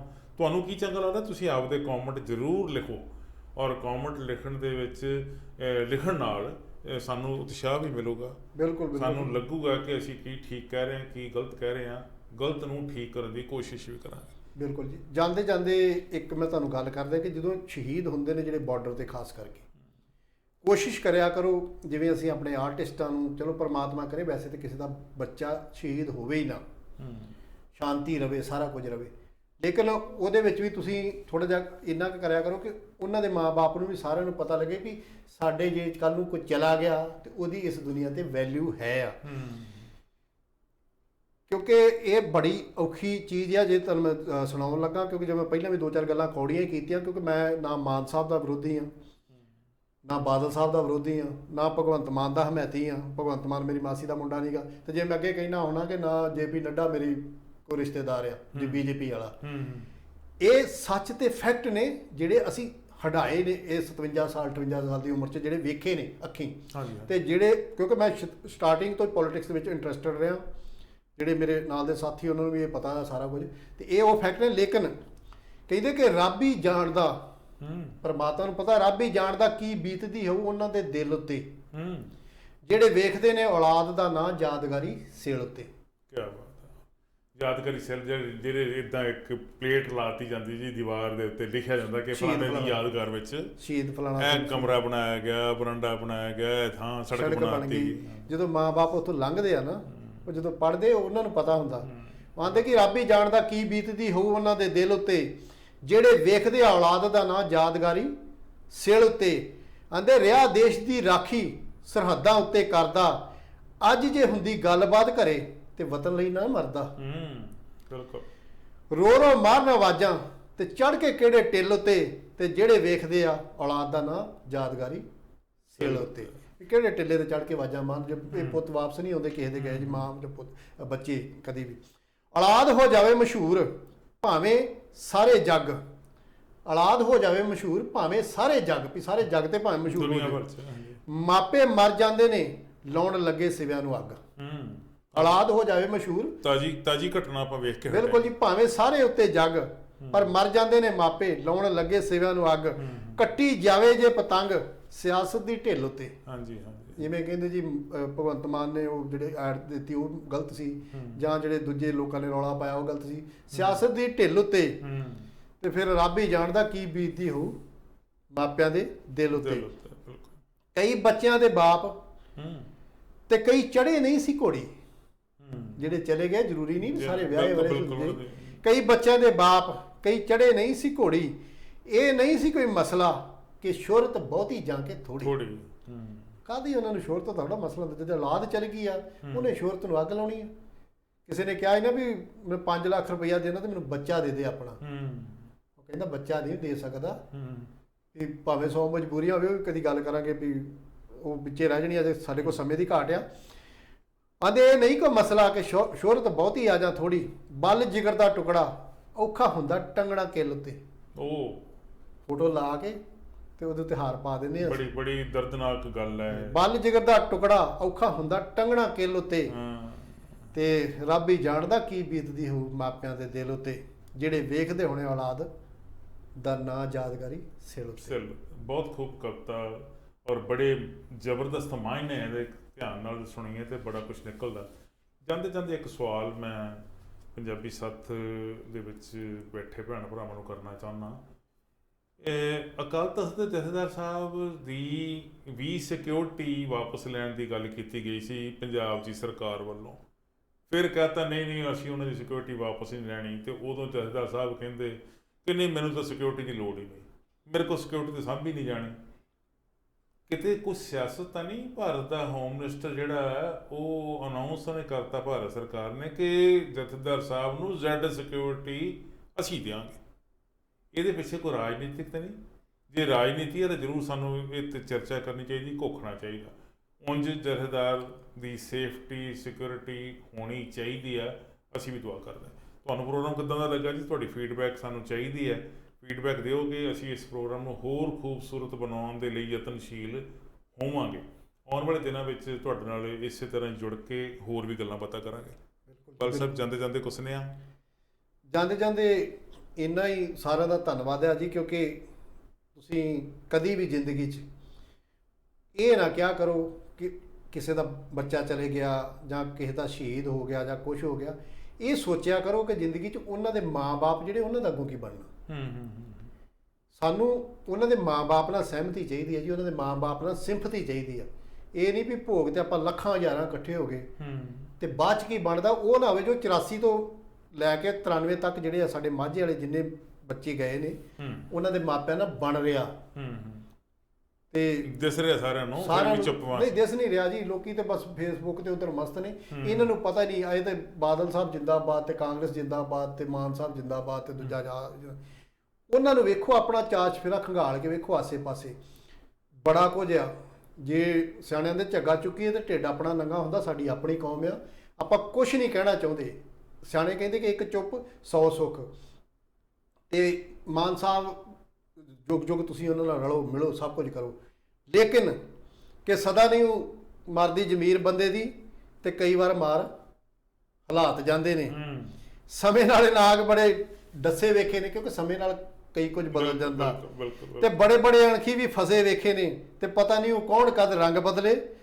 ਤੇ ਵੱਡੇ ਵੱਡੇ 10 ਔਕਾਤ ਜਾਂਦੇ ਨੇ, ਸਦਾ ਨਹੀਂ ਉਹ ਮਰਦੀ ਜ਼ਮੀਰ ਬੰਦੇ ਦੀ ਤੇ ਕਈ ਵਾਰ ਮਾਰ ਹਾਲਾਤ ਜਾਂਦੇ ਨੇ। ਮੰਨਿਆ ਕਿ ਪੈਸਾ ਵੀ ਜ਼ਰੂਰੀ ਜੱਗ ਤੇ ਹਰ ਬੰਦੇ ਦੀ ਆ ਮਜਬੂਰੀ ਜੱਗ ਤੇ।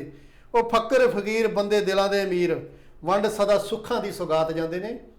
ਮਾਨ ਸਾਹਿਬ ਸਦਾ ਨਹੀਂ ਮਰਦੀ ਜ਼ਮੀਰ ਬੰਦੇ ਦੀ, ਕਈ ਵਾਰ ਮਾਰ ਹਾਲਾਤ ਜਾਂਦੇ। ਬਿਲਕੁਲ ਠੀਕ ਹੈ ਜੀ। ਸਤਿ ਸ੍ਰੀ ਅਕਾਲ। ਬਹੁਤ ਮਿਹਰਬਾਨੀ, ਥੈਂਕ ਯੂ ਵੈਰੀ ਮਚ ਜੀ। ਅਗਲੇ ਹਫਤੇ ਫਿਰ ਤੁਹਾਡੇ ਨਾਲ ਰੂਬਰੂ ਹੋਵਾਂਗੇ। ਬਹੁਤ ਮਿਹਰਬਾਨੀ।